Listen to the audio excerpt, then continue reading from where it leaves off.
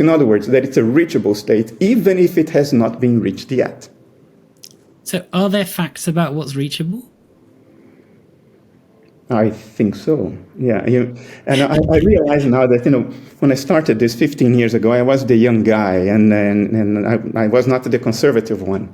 Now, as I get older and older, I realize that I am the conservative one. I am the one who's trying to hold on to certain things like naturalism and rationalism, reductionism, and yeah, because okay. So this is interesting.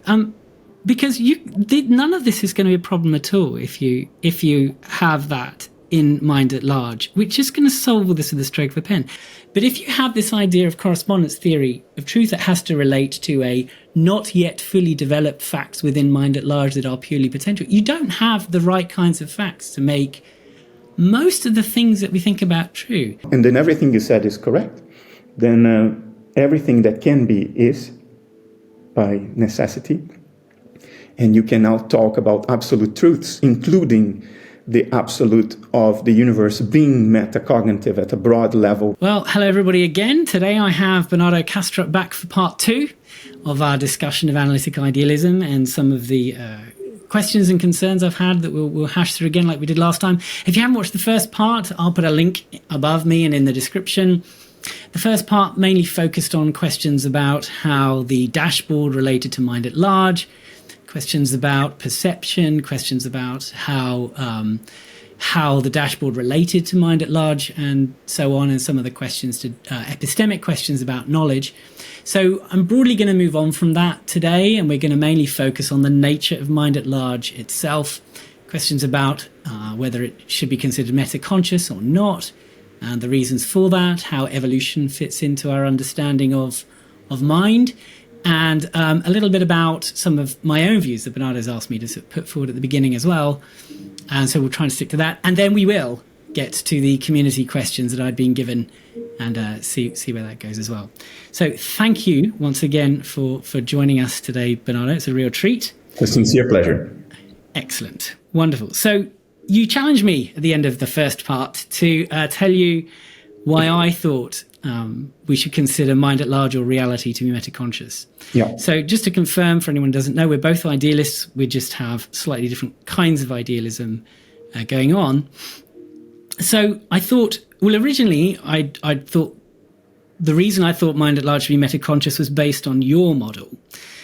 Why I think if we're dissociated alters and some of the other things you set up, I think that leads to the conclusion that mind at large should be at least metaconscious. But I think we'll do that in more the question and answers side a little bit later, where I'll ask you questions, get you to clarify things, because I think that was really helpful last time.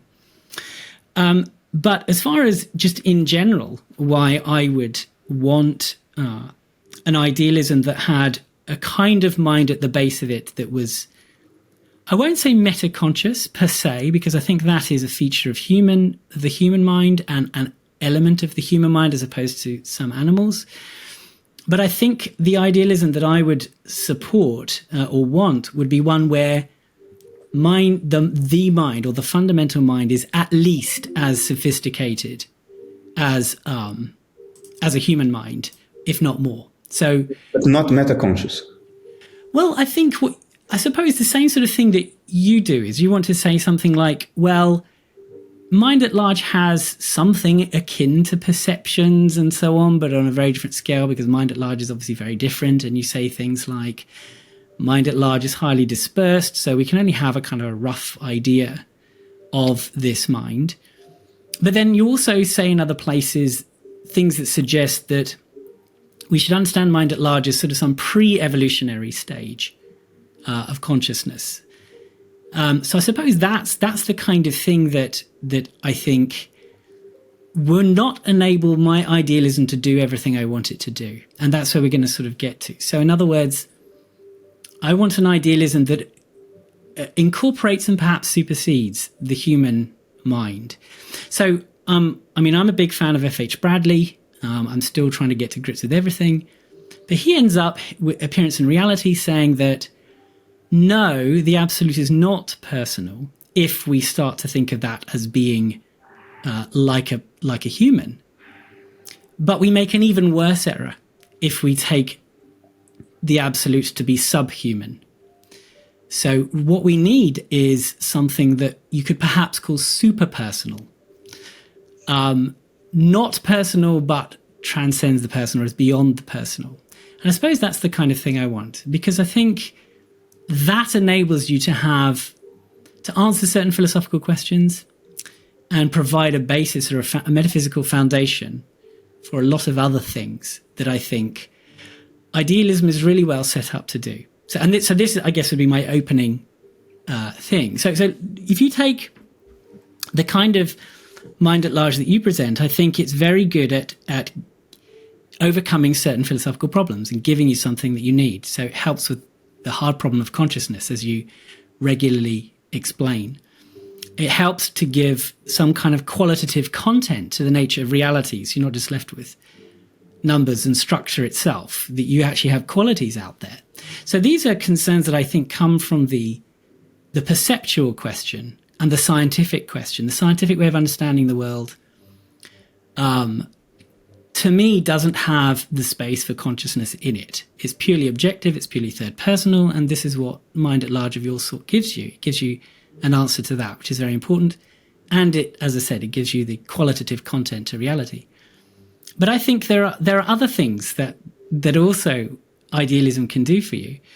So it can answer questions to do with intentionality and semantic content to language, how we get notions of aboutness, how we get notions of reference, and so on.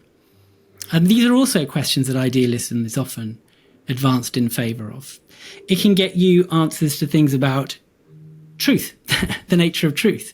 Truth then is quite an easy thing, I think, to understand, because truth of thought, whether it's mathematical or logical or any other kind, could be understood in terms of, I mean, it's not necessarily correspondence, actually. It's something more akin to degrees of similarity.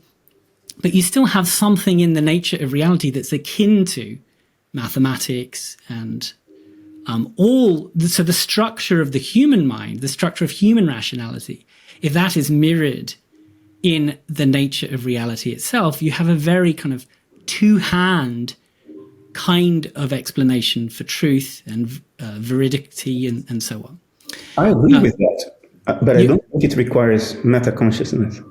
Yeah, so we did talk about this a little bit last time. So you said there's something latent there, but I guess I find that quite hard to understand. It certainly, remember I said it doesn't have to, it's not meta-consciousness perhaps in particular that I would like my idealism to incorporate, but it's something at least as sophisticated as human mind. So if I'm thinking of mind at large as consciousness like an amoeba or something of that sort, which at times you sort of seem to imply in some of the things I've seen online, I don't see how you get anything that could provide the basis of the truth of there is no highest prime number, things of that sort. So there are things to do with truth, things to do with rationality, things to do with mathematics and logic. And then I genuinely don't know where you stand on any of this stuff. But I think you also get the stuff that, such as objective values, objective morality, and so on, because you can have a mind that has desires and wishes and will, not of the Schopenhauerian sense, but of a sort of a more traditional sense. And objective aesthetics, if you like, meaning to life that I know you think you get in analytic idealism as well, but I think, again, the meaning of having your dissociated mind reconnect with mind at large, I think is only meaningful from a human perspective. We can talk about that later. But it's, even if there are ways to accommodate some of these things within analytic idealism, I think you get it much easier, much more directly, and much more easily when you have an idealism of that sort. And then on the flip side, it's almost like you pay the price already of rejecting materialism and physicalism, of positing a kind of mind that is very unlike the kinds of minds we normally accept into our ontology. So I think if you've paid that price, then Might as well why use it. not reap all the rewards? Yeah. I guess that would be my initial pitch. So regardless of your particular arguments of evolution and there seems to be a problem of evil sort of angle that you've come at things from before as well. So I think even before you look at that, or before you look at how dissociation could work with a mind of a simple sort, I just think the big picture to me means that you reap all the benefits that you can have at this point. Yeah. I think I'm closer to you than you think. It may be a question of terminology. What I deny as a fundamental property of mind at large are higher level mental functions, not necessarily a sophisticated structure. As a matter of fact, I think mind at large has a very sophisticated structure, and as a Schopenhauerian, I think we can know that by accessing the lower layers of our own mind. So if you are you familiar with Jungian analytical psychology? Archetype? I'm not, but I'll tell you one thing though. Look, I bought this since our last talk. Oh, this is terrible. Is it terrible? Okay, a very short introduction to Schopenhauer. Well, I thought, every undergraduate knows, you read this, you're an expert in Schopenhauer. No, I think this is the worst piece of text ever written about Schopenhauer. Nothing is worse than this. Wow. It is not only arrogant, it's downright stupid at times. It's like someone who refuses to read what is in front of his eyes. It's Christopher Janeway, right? It is, yes.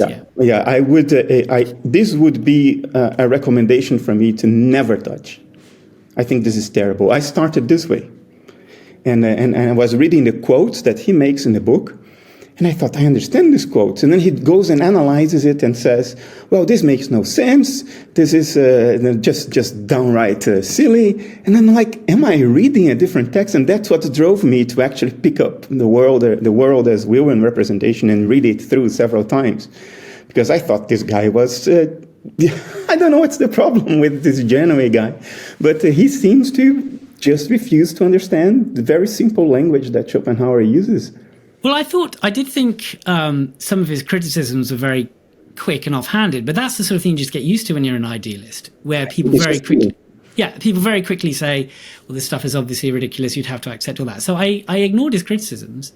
But I have to admit that I thought, well, what I'm reading kind of makes sense. I could see why this is the route that Schopenhauer takes, and I could certainly see how there was some connections between what he was saying and what you're saying as a kind of a reaction to the Hegelian sort of idealism, and one that's positing this sort of blind will that does what it does as an expression of some kind of that part instinctual is okay, drive. Janeway spends quite a bit of space explaining why Schopenhauer is a materialist with respect to the mind-body problem and how the brain generates the mind. And I'm like, what? I mean, Schopenhauer, if he cared about Janeway, he would be turning on his grave. He was abundantly clear. No, I think this guy is just philosophically blind. He just cannot read. I don't know what the problem is with him, but I think this is terrible. I don't think any book is to be burned, but this one you can throw it in the trash straight away. Okay, so it's funny you're talking about the brain generating the mind bit, because I was reading that just thinking, now that just doesn't work. That's almost like you spend the whole time putting the horse before the cart and then you turn it around again, and that did seem odd. So I'm glad to hear that Schopenhauer wasn't that silly. Sometimes I wonder if this guy read Schopenhauer at all. I mean, I don't know what the problem is with him, but it's a degree of blindness and lack of sight of just reading what is in there that I find is just amazing. This is a problem in philosophy. It's people who can't do philosophy and they make a living by commenting on the work of other philosophers who are already dead and they are not around to defend themselves. And then they do that by portraying themselves as intellectually superior to the philosopher they are commenting on. Russell did this a lot. He did. But at least he was my boy Bradley. Yeah. But at least Russell was a little bit better. And I mean, this book is just a travesty. Russell and AJ are both guilty of gross misrepresentations of my favourites. But I can understand why you'd be protective of Schopenhauer as well. Well, you know what? You've got a book on Schopenhauer, haven't you? So I'll look at that one to get my information for next time. Yeah. Okay. But we were talking about Jungian archetypes. Yes. Oh, I okay. don't know anything about that. Sorry. Yeah. I think, look, in analytical psychology, an archetype is a primary template of behavior. And the idea philosophically is that, to be is to have properties. You are what you are and not something else you could conceivably be. And therefore, what you are is determined by the properties you embody. So to be is to have properties. So if there is a mind that is the foundation level of nature, then that mind has properties. In other words, it has the inclination or the tendency to behave in a certain way and not in another. So whatever the tendencies are, you could say the laws of physics are externalizations of the psychological tendencies of mind at large. Whatever tendencies there are, they are there. They are inbuilt templates of behavior. They are not an extra thing in addition to mind. No. They are the properties of mind. It's not an extra thing. It's still a monism. And Jung called these templates of preferred behavior, which before Jung people would call instincts. Instincts are an example of archetypes. Jung thought that they go much broader than just the instinctual level. He also used the word instinct, but he would relate, for instance, archetypes to mythology. So the archetypes for Jung are very highly structured, and they are primordial. They are there from the get-go. I concur with that, and for me, this is the account we can reasonably provide for what physicist Eugene Wigner called the miracle of the effectiveness of mathematics to describe nature. Because mathematics, as Russell and Whitehead almost succeeded in doing, is based on logic, and logic is axiomatic, right? Logic, it departs from the things we consider to be self-evident, like the 5 axioms of Aristotelian logic. I buy into 4 of them, not the 5th, because I am an intuitionist. I follow a Dutch philosopher called Lautzen Brouwer, who was an intuitionist as well. But for me, the reason why our mathematics, which is based on our axiomatic logic, describes the world so well is that our axiomatic logic is an archetypal manifestation, and the same archetypal manifestations underlie the world out there. That's why our logic seems to account for the world so well, which would otherwise, like Wigner opined, it would be a miracle. He uses the word miracle several times in his paper. So I am not against, on the contrary, I believe very strongly that there is very sophisticated structure, built-in structure in mind at large, but not higher-level mental functions, such as self-awareness, the ability to deliberate, conscious metacognition. I think these things evolved, but the fundamental layer that didn't evolve, I think it's sophisticated enough, and by granting that, I think we still are able to account for these correspondences between the human mind and our axioms and how the world works. Okay, all right. So let me try and clarify this and see if I'm understanding you correctly. So you're saying that mind at large has, the way I understand, so the disposition to think a certain way, or to, maybe think is not the right word, but to feel in a certain way. To what? Sorry. Think or feel, or to generate endogenous cognitive states in a certain way. So then it seems to me that mind at large is disposed to think logically. It sounds along the lines of a kind of innatism, that you might think that, like, my 5-year-old son has the dispositions to think logically, or maybe even an infant or a baby. In which case, I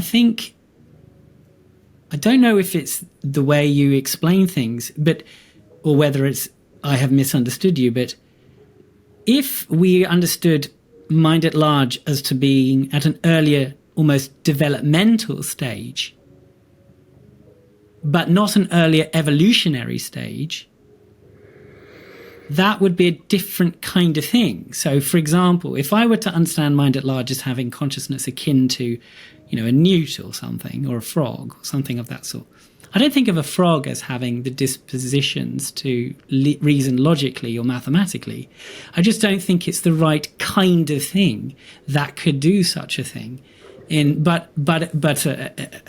embryo, if mind at large is effectively a sophisticated mind in infancy. Now, I didn't quite mean it that way. When you say, does mind at large have the disposition to think logically? Well, my infant baby doesn't have, so why would mind at large have? When we say that, the disposition to think logically, this is already a very elaborated archetypal network. But the foundational archetypes that can be elaborated to the level of thinking logically, I think they are there from the get-go. But the archetypes themselves are very simple. It's how you elaborate them that you get structure from. Like in the game of life, 2 rules, very simple. If you have 2 or 3 neighbors, you stay alive or you are born. Less or more than that, you stay dead or you go dead. And all kinds of things emerge from these 2 rules. So the archetypes would be the rules, not all the complexity that arises in the game of life when those archetypes are elaborated and are allowed to run and create complexity by the recursive self-application of those archetypes. So for Jung, for instance, natural numbers are archetypal. But Aristotelian logic is not. Aristotelian logic is already an elaboration of archetypal tendencies. And you may need to evolve to a certain age for that elaboration to form.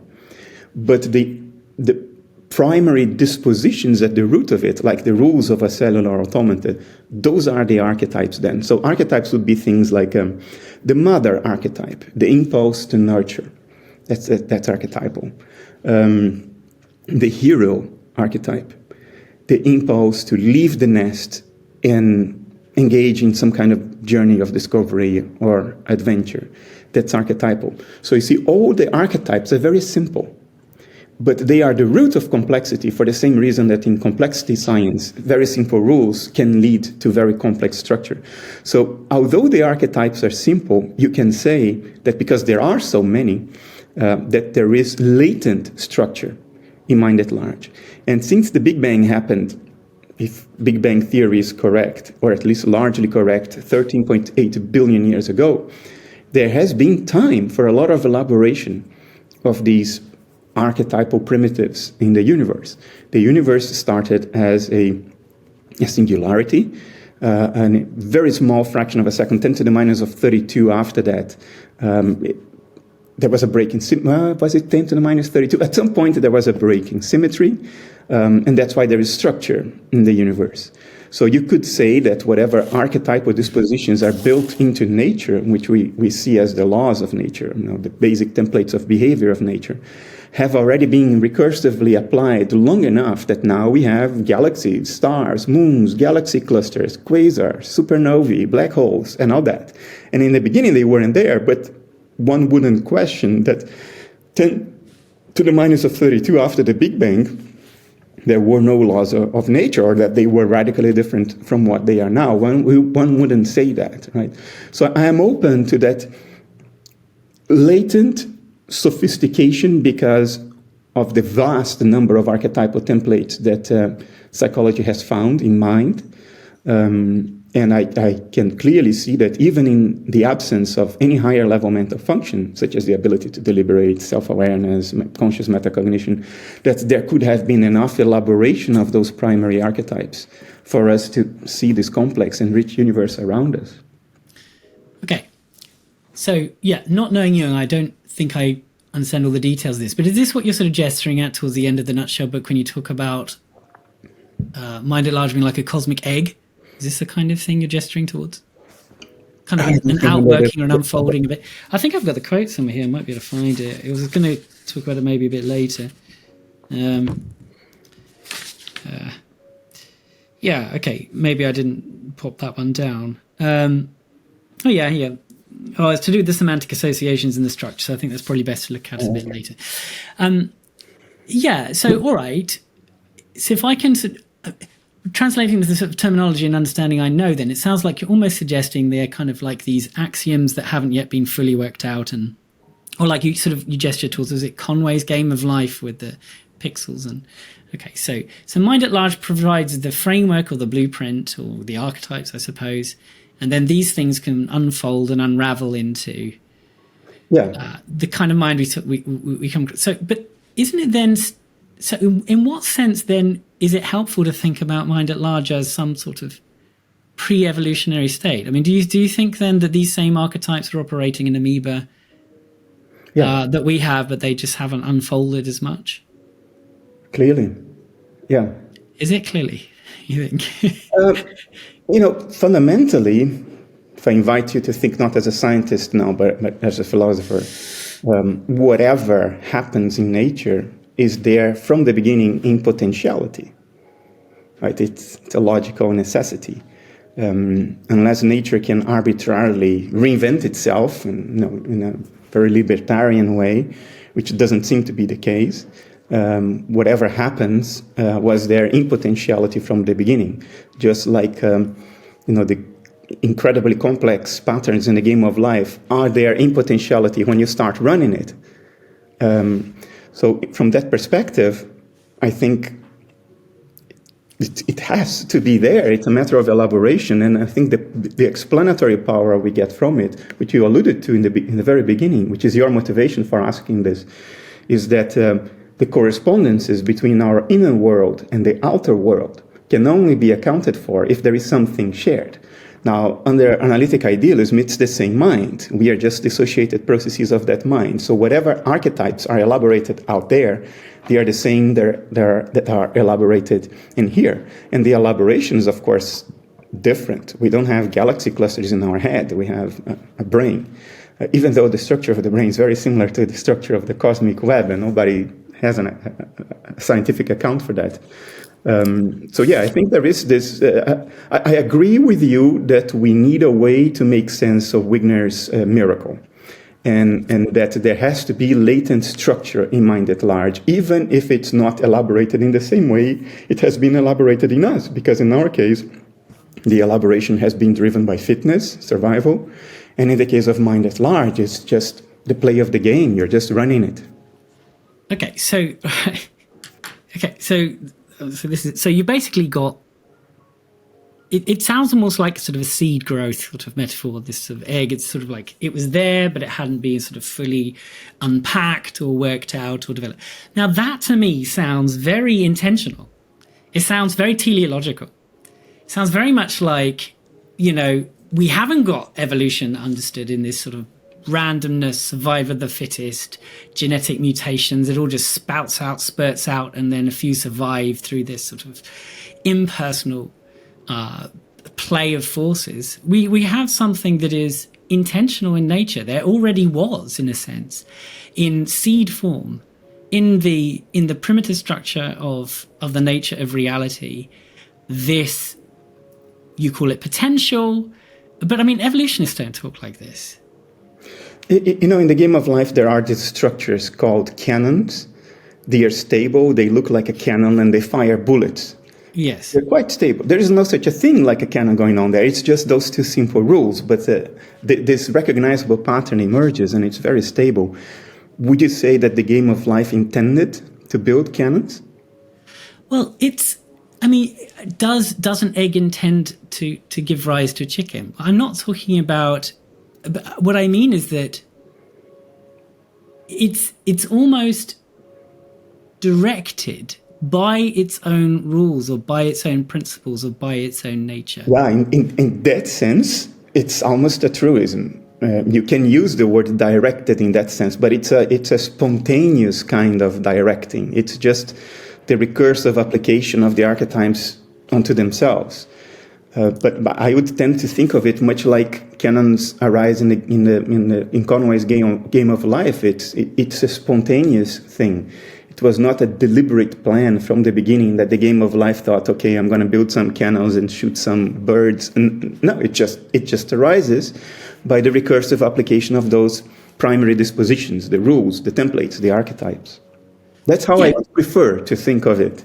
Okay, well, I mean, I suppose that either conception is going to sort of butt up against the fact that we're talking about something, once you get to the scale of the universe, the cosmic scale, that is, unparalleled, really. Because, I mean, of course, I don't think that under that scale, that Mind at Large, first of all, had this idea of where it wanted to head, and the way we might, I feel thirsty, I want a glass of water, and that directs my action, because there isn't that distinction between a thought in Mind at Large not being reality, because they would have to be one and the same. That's the same position you end up with under absolute idealism. But there certainly is a case in that, I mean, one of the big things I've got on my list to talk to you about is how we can make sense of time and how that works with evolution outside the dashboard. But let's just not worry about that for now. There certainly seems to be an idea that from the perspective of Mind at Large, these rules always were going to unfold in this sort of way if the potentiality was included within it. So there is a certain sense in which it is already the case that such things are. Yeah. Okay. And so here's where you end up then. It seems strange that if where Mind at Large was always going to end up, and from Mind at Large's perspective, everything, including presumably metacognition and so on, is at least in seed form in there, or in potentiality in there. Of course. Yeah, whatever happens must be possible. Must be an intrinsic potentiality of nature. It's a matter of getting there. Yeah. Okay. All right. So I'm going to ask a couple more questions. I think it's going to help open this up. So do you think, so I can see how you can have a kind of intentionality in that process, because that's one of the things. Intentionality, you mean intention, not perception? Okay. I guess what I mean is that oh yes, there is. How? But there's still this other idea of aboutness, isn't there? Yeah. The intentionality is the aboutness. That's how it's usually used in philosophy of mind. But now I understand you. You mean the colloquial sense of intentionality, teleology, a goal-directed. I was. So that was bad of me using intention. Yeah. So there is a distinction. Okay. Yeah. So you have a teleology. Does the game of life have a teleology? Well, I mean, there's a reason why. There's Conway, right? Conway? Conway. There's a reason why Conway picked those rules. You could pick some rules that would be totally uninteresting. Yeah, that is true. So empirically, and here comes my scientific bias again, which you don't necessarily like. There is one empirical reason to not completely dismiss intentionality in the way you use the word, this goal-directedness. And that is the exquisite, mind-boggling fine-tuning of the universal constants. I think there are at least two possible naturalist ways to circumvent it, to go around that. But I will easily grant that the fact that the fundamental constants are so incredibly fine-tuned to allow for complexity, for life, for structure, gives one pause if one wants to continue to be a naturalist. I don't think it kills naturalism, but it renders naturalism not immediately obvious. It gives you pause. It's like, oh, wait a moment, let's think this through. And because in the context of what we're saying, the constants are effectively the rules of the game, like in the game of life. And these constants are highly precise, such that they unfold in complex ways that gives rise to the kind of life that we have. Yeah, in the game of life, it's the 2 or 3 living neighbors. Yeah. You could have chosen 6 or 8 or 1 or 2. None of that would produce anything interesting. 2 and 3 are the only numbers that produce something interesting. So you could consider the 2 and 3 in Conway's game of life as the equivalent to the fine-tuning, except that the fine-tuning is much more fine-tuned than that. It's mind-bogglingly fine-tuned. It is just frustrating for the naturalist. But I think there are 2 possible ways to circumvent it. Yeah. So I'm not abandoning naturalism. I'm still insisting on it, because the alternative. Look, there is nothing etched in stone in nature saying that this here cannot have been the product of some intention, some design, some plan. Nothing is etched in stone that forbids that. It could very well be. But it's the kind of thing a hypothesis that I would prefer to entertain only if we cannot make sense of it in a naturalist way. In other words, like thinking of the game of life spontaneously unfolding without any goal-directedness. I'm okay to talk, for instance, in terms of attractors, in the way attractors are used in chaos theory. They are not attractors at all. It's just that it looks like there is a point in that multidimensional space that attracts the dynamics of the evolution of the system. But it's actually pushed from behind. It's not, pushed from behind. It's not pulled from the front. So the attractor is not an attractor at all. And we use that term metaphorically in chaos theory. So I think if there is any teleology, it's a very simple one. It may be the innate archetypal drive of mind to figure itself out. I'm very open to that. But that kind of innate instinctive drive wouldn't account for fine-tuning, because it wouldn't allow for planned deliberation. For planned deliberation, you would have to think that this universe that started at the Big Bang is actually a subset, a segment of a broader hyperverse, or a multiverse in which something else came up with a plan to give birth to this universe. Is that impossible? No. But to postulate it just postpones the problems. It doesn't solve anything. I would rather try to account it in a spontaneous, naturalist way. So I had that a little bit further down on my list, things like the Everettian multiverse, but there's also, from the logic side, you end up, I think, if you're going to be fully realist and correspondence theory of truth about things, you end up with David Lewis's modal realism, right? Because you just have to account for there being things for all of that. I don't know what, I suppose maybe it's more than theistic sympathies. I am a theist, but I think that it offers so much, and I know there's a resistance to it in terms of, well, we don't like teleology, we don't like there being any directedness, everything must be pushed from behind. But you don't have to be a monotheist to like Aristotelian, to recognize that the Aristotelian understanding of cause had other advantages. It doesn't make psychological explanations inferior to physically causal explanations. It doesn't make any of that. And it seems to me, what I find a little curious about your position is that the kinds of people who adamantly refuse to go there are not the kinds of people that would go anywhere near where you go and posit mind at large. They're going to go into this purely. They're going to have to account for randomness of the multiverse and so on. So, okay, you are where you are. You're sitting in that space, and that's fine. So I'm just trying to see, is there benefits to occupying the middle zone that you're occupying? So, okay, do you have a theory of truth? Can that account for modality? If you don't have... I do endorse a light version of the correspondence theory of truth. I think there are external facts that do not depend on our modeling and our narrative making, and do not depend on how much information about them we can gather. They are where they are, and they would still be whether we are here to measure and think about them or not. I don't think, however, that these external facts are of a non-mental nature.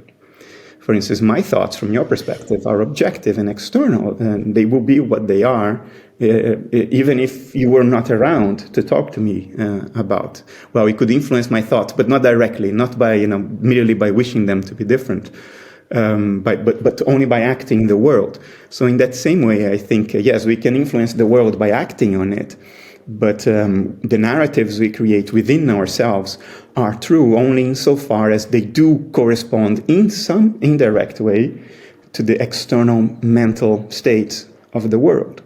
Okay, so where are your facts? Are they on the dashboard, or they are in mind at large? They are in mind at large, and our access to them is mediated by the dashboard. So we do not have direct access to them, but the dashboard does convey accurate information. It's compressed and it's encoded, but it does convey useful, actable information about the objective external states of the world. It's just that I think those states are also mental. Okay. So, but then if mind at large is pure potential, and that these things haven't yet been unpacked for want of a better word, what makes it true that there is no highest prime number? Before we get into the prime number, I think the archetypes are the innate potentialities, the dispositions of nature, in here and out there. But I think what is happening in mind at large right now is not mere potentiality. It is already the elaboration, the expression of those archetypes. That's why we see an expanding universe with a lot of structure, galaxies and stars and black holes and all that. And it is that expression of the potentialities that I think ground truth. Is there that expression of nature out there that corresponds to my inner narrative? If there is, then my narrative is true. If there isn't, then my narrative is false. Where I would depart from the mainstream view is that I don't think the physical world is what grounds the correspondence theory of truth, because I think the physical world is made up by us. It's part of our cognitive system. It is the dashboard. So the correspondence is not between our Schopenhauerian meta-representations with the physical world, because the physical world is also in here. Mm-hmm. The correspondence is with what is actually out there, to which we only have access through the mediation of the dashboard. So that's why I say it's a light version of the correspondence theory of truth, because it requires mediation and it denies that it's the physical world that anchors truth. It is the mental world that is represented on the dashboard as the physical. Okay, but so this is where I think there'll be a problem, because if there are metacognitive truths that are of a metacognitive nature, for them to correspond, if there are any truths, for them to correspond are true because they correspond to some fact in mind at large, there must be metacognitive facts in mind at large. You may arrive at a certain narrative or model about what's happening in mind at large because of your ability to metacognize, but the statements made by that model do not necessarily entail metacognition out there. You see what I mean? You may internally need metacognition to arrive at these statements, but the statements themselves do not require that the external states correspond to them through metacognition. Okay, so all right, well, let me give you an example then. All right, so suppose I said, if I'm not sure I shouldn't pick political examples; they're always dangerous. But okay, so imagine I said something like, if Arsenal had spent 100 million on a new top striker, I'm totally out of football now, I can't remember. Then they would win the league. Okay. Now, so we have counterfactual claims, or we have modal claims, or what's possible and necessary. Those things seem to be beliefs or claims that are very much tied into capacities to reason modally and possibly, and to help us form intentions and so on. Do you think there's just no such thing as truth in that? And if there is, what kind of fact in a purely not metaconscious mind could there even be to make these sorts of things true or false? Yeah, I think the correspondence theory of truth is applicable to present states. If you make a statement about what the world is right now, and then you go and look, if it is that, your statement is true. If it is not, your statement is false. But now you're talking about predictions. And that's even more complicated. In mainstream philosophy of science, we would not even say that any scientific theory can be proven in the sense that you proved the predictions. A scientific theory can only be falsified by comparing a past prediction to present states that may contradict that past prediction. But beyond falsification, a scientific theory is always a convenient fiction. It's always open. It's never the final story. And the reason is you cannot apply the correspondence theory of truth to future states. The universe, we have every reason to believe, is computationally irreducible, which means that you cannot calculate future states with infinite precision. To do that, you would need a computer that is bigger and more complex than the universe itself. So the only way to find out what future states will occur is to allow the universe to run and get there, to allow time to pass. No predictive theory can be as sophisticated as it would be required to overcome the computational irreducibility of the universe, because again, you would need a computer bigger and more sophisticated than the universe itself, which we don't have. Yeah. So I wouldn't apply the correspondence theory of truth to future states. I would stick to vanilla mainstream philosophy of science, which tells us that predictions are always tentative. They can be falsified, but they can never be proven. Okay, but I mean, but that's something different. I mean, I wasn't making a prediction about the future. I could even make this about the past. I could say something like, if Chamberlain hadn't tried to appease Hitler, World War II may have ended earlier or something, right? That's not a prediction about the future. This is a straight up counterfactual claim or something. So it seems to me that you can't, under a correspondence theory of truth, if you don't have something in mind. If mind at large is the basis of your truth, like you've got a correspondence account, their facts have to be out there. If that mind doesn't have something akin to modal reasoning or something akin to possibility that isn't manifested, then you just can't have a distinction between necessary and contingent truths. You can't have truths of a counterfactual sort. And I still I'm not fully convinced that you can even have mathematical truths. I know you're saying there's something latent in there, but it certainly isn't a straightforward correspondence theory, because it's not like there are because you can, if you had mind at large being capable of doing mathematics, well, it's easy. The truth of your mathematical claims are those that correspond to the thoughts of mind at large. Well, the physical universe clearly does mathematics, right? Because it unfolds in ways that we can predict mathematically. It's not like it's the mathematics in the mind that defines the future state of everything. It's localized mathematics. Every little segment, infinitesimal segment of the universe computes its future states based on the influences it receives. So it's a kind of distributed mathematics that we synthesize and model at a higher level because we are metacognitive. But you can think of it like the game of life. We could use some approximations that do not require us to actually run the game of life to see what it will end up. And people have tried to do that, write down and try to prove some theorems about, for instance, given the starting states, whether a certain future state can happen. And you try to do that without running the cellular automaton. That's something you can do through metacognition, and it can be checked against external facts if you then wait for the cellular automata to get there and then compare to your prediction. None of this requires the game of life to be metacognitive. The metacognitive part is our effort to model it, but the future states of the universe may play out spontaneously, just like the game of life. We may write theorems about it and predictions and all kinds of things. That does require metacognition, but not necessarily how the game itself evolves.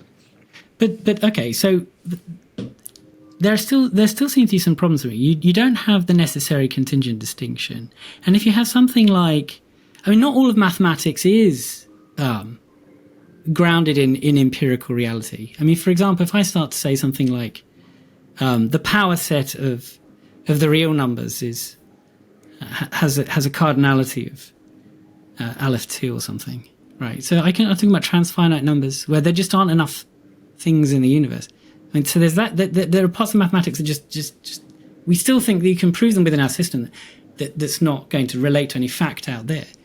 And so there's that issue. And then it seems to me if you have this idea of you can have these predictions and then or these calculations and then you run the test to see whether it spits that out. It almost seems that it's not true until you run the test.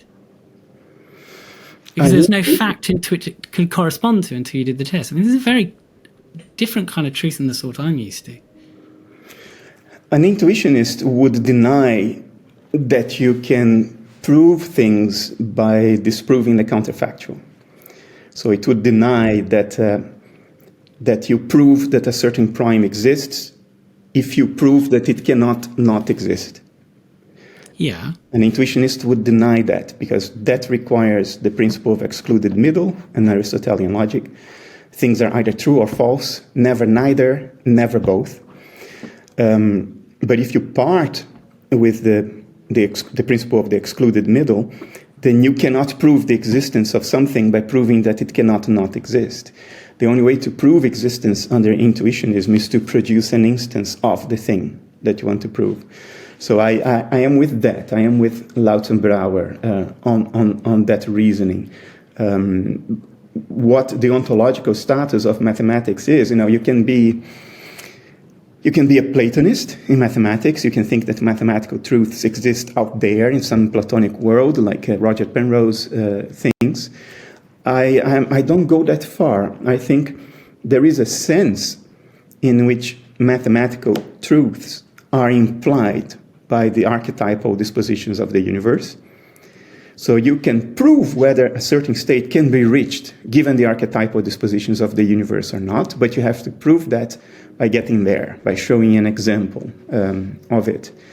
That doesn't necessarily mean that if you prove that there can exist such a prime number with these and these properties, that prime number is out there in the physical reality. That can be simply an implication of the archetypal patterns that underlie nature, and it's still a good proof. But it's not about correspondence with an actual state of the external world.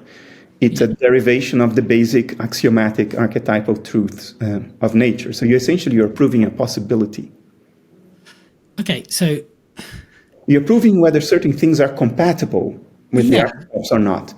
And then you don't use the correspondence theory of truth in a Platonistic sense in math. Like that number doesn't necessarily need to exist out there. That's what the intuitionist would do. The intuitionist would say, to prove it, I have to produce that number. That is the correspondence. I produced that example. So the fact, the prediction or the theorem is true because I render it so by producing an example. So that state that you compare in the correspondence theory of truth is something you have to produce and not something that you say it is out there somewhere, like Sir Roger does. Yeah, I mean, you couldn't have the Plato space if you didn't have something rational in mind at large of that sort. Because where would it... But still, there's a difference between proving things and things being true. So are you saying that you have different theories of truth? I have a correspondence theory of truth for these kind of claims, and I have some kind of potentiality forms of truth for these other kinds of claims. No, the distinction I made in my own mind, I understand you better now. I was thinking in terms of physics. I think if you have a physical theory of reality, and then all the other sciences that derive from physics, chemistry, biology, everything else, if those theories make statements of fact about reality, then I would apply the correspondence theory of truth, because then the facts that your theory should correspond to are external states of the world. But if we are doing mathematics, which is not an empirical science, mathematics is an elaboration of axiomatic archetypes as they manifest in us and in the rest of nature too, but fundamentally within us. And now what you're trying to say is whether certain statements are compatible with the built-in degrees of freedom of mind as given by the archetypes. And you can prove that certain statements are not compatible with axiomatic archetypal templates. In other words, you disprove the existence of something. Or you can prove that a certain statement is compatible. If you are an Aristotelian, you would say you can even prove the existence of something by disproving that it cannot exist. I wouldn't do that. So I would still maintain a sort of endogenous form of the correspondence theory of truth. But now the facts that my statement should correspond to are endogenous states, not external states. Now I am elaborating on whether the rules of the game of life allow for a certain state that looks like this, this, and that to exist given the rules. And for me to prove that, I have to produce an instance of that state and prove that it can be derived from the rules of the game. So that's what the intuitionist would do. So I would still hold on to a form of the correspondence theory of truth, but not about external states, but by producing the examples that the theory should correspond to endogenously. So these are mental states that I now have to produce in order to prove a certain statement. Right, okay. So, but it seems to me then you're not only producing these endogenous states to prove a certain statement. You're producing these endogenous states to render that true. Correct. Well, you could say, this is abstraction, but you could say, if I successfully and correctly produced that state, then that state was part of the potentialities of nature from the get-go. It's a state that is reachable given the archetypal starting point. It's a reachable state. And you know this concept of reachable states in logic? Was it just not contradictory or consistent, something of that sort? No, a reachable state, say you have a state machine like a Moore or a Mealy state machine, and there is a certain configuration of states, and you want to know whether that state can be reached if you allow the system to run. Yeah. So you could say that an intuitionist will produce that state to prove that it was reachable. But even if the intuitionist doesn't do that, even if we say, well, now I have a mathematical theory, but it applies to physics, it applies to the world, and what I want to do is to prove or disprove that a certain physical state external to my mind and to everybody else's minds can be reachable, given the archetypal dispositions of nature. I think what you can do is to prove that that future state is consistent with the archetypal dispositions of the universe. In other words, that it's a reachable state, even if it has not been reached yet. So are there facts about what's reachable?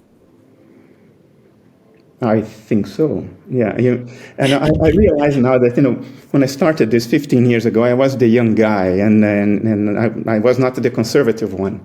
Now, as I get older and older, I realize that I am the conservative one. I am the one who's trying to hold on to certain things like naturalism and rationalism, reductionism, and yeah, because so this is interesting. Because none of this is going to be a problem at all if you have that in mind at large. We're just going to solve all this with a stroke of a pen. Because if you have facts about what is and is not reachable, those facts will have to be in mind at large. Mind at large must have facts about what's reachable, which just sounds like the same kind of possibility stuff that you'd normally rule out of something that's purely archetypal, wouldn't you? Yeah, but you don't need mind at large to be meta-conscious in order to reach those states. You who are trying to predict whether that state is consistent with the rules of nature or not, you need to be meta-conscious to model that or to make an inference about that. But the states out there, they just play out like Conway's game of life. But they'd have to already be played out if we're having a correspondence theory. And look, I think you can do that, right? So in some ways, and this is where we haven't got to time yet, but if you'd said to me, look, mind at large just is eternal. Time is purely a feature of the dashboard. Maybe you think that, but this is where I don't see how evolution fits. If time is purely a feature of the dashboard, mind at large could have completed its evolutionary position, as much as you can say that, in eternity. And we, being within time or something of that sort, are just experiencing that time slice of mind at large that is currently not yet at that point. But truth doesn't work this way. Truth is eternal. Truths of mathematics are not true now, and they were true. But if you have this idea of correspondence theory of truth that has to relate to a not yet fully developed facts within mind at large that are purely potential, you don't have the right kinds of facts to make most of the things that we think about true. And you could even then, if you wanted to, say, at some future state, your mind at large has figured out the right moral structure as well, and that's where we're heading. Then you've got this teleology, right? You've got this sort of foundational basis that provides the kind of central point around which human experience orbits. Okay, that central point is the completion of mind at large in its unfolding.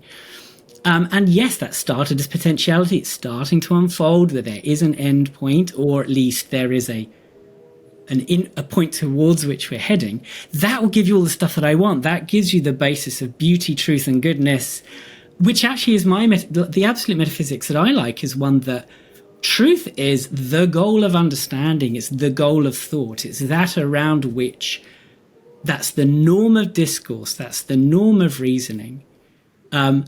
So, before, if I was trying to model all this then on some kind of intuitionism, some kind of equating truth with proof or sort of consistency or something like that, and that stuff is only going on inside my mind because I'm the only one that's metaconscious. I mean, that's leaning back to this psychologism thing that because people reason badly, people can prove things, and then it's shown that's not true, right? So you clearly, whatever, right? So there just is, to me, truth. That's not kind of truth. That's something that is psychologistic. And similarly, you get the other sort of gap opening up between truth in an evolutionary sense, sort of equating too much with usefulness. But so, yeah, I mean, these are all the reasons.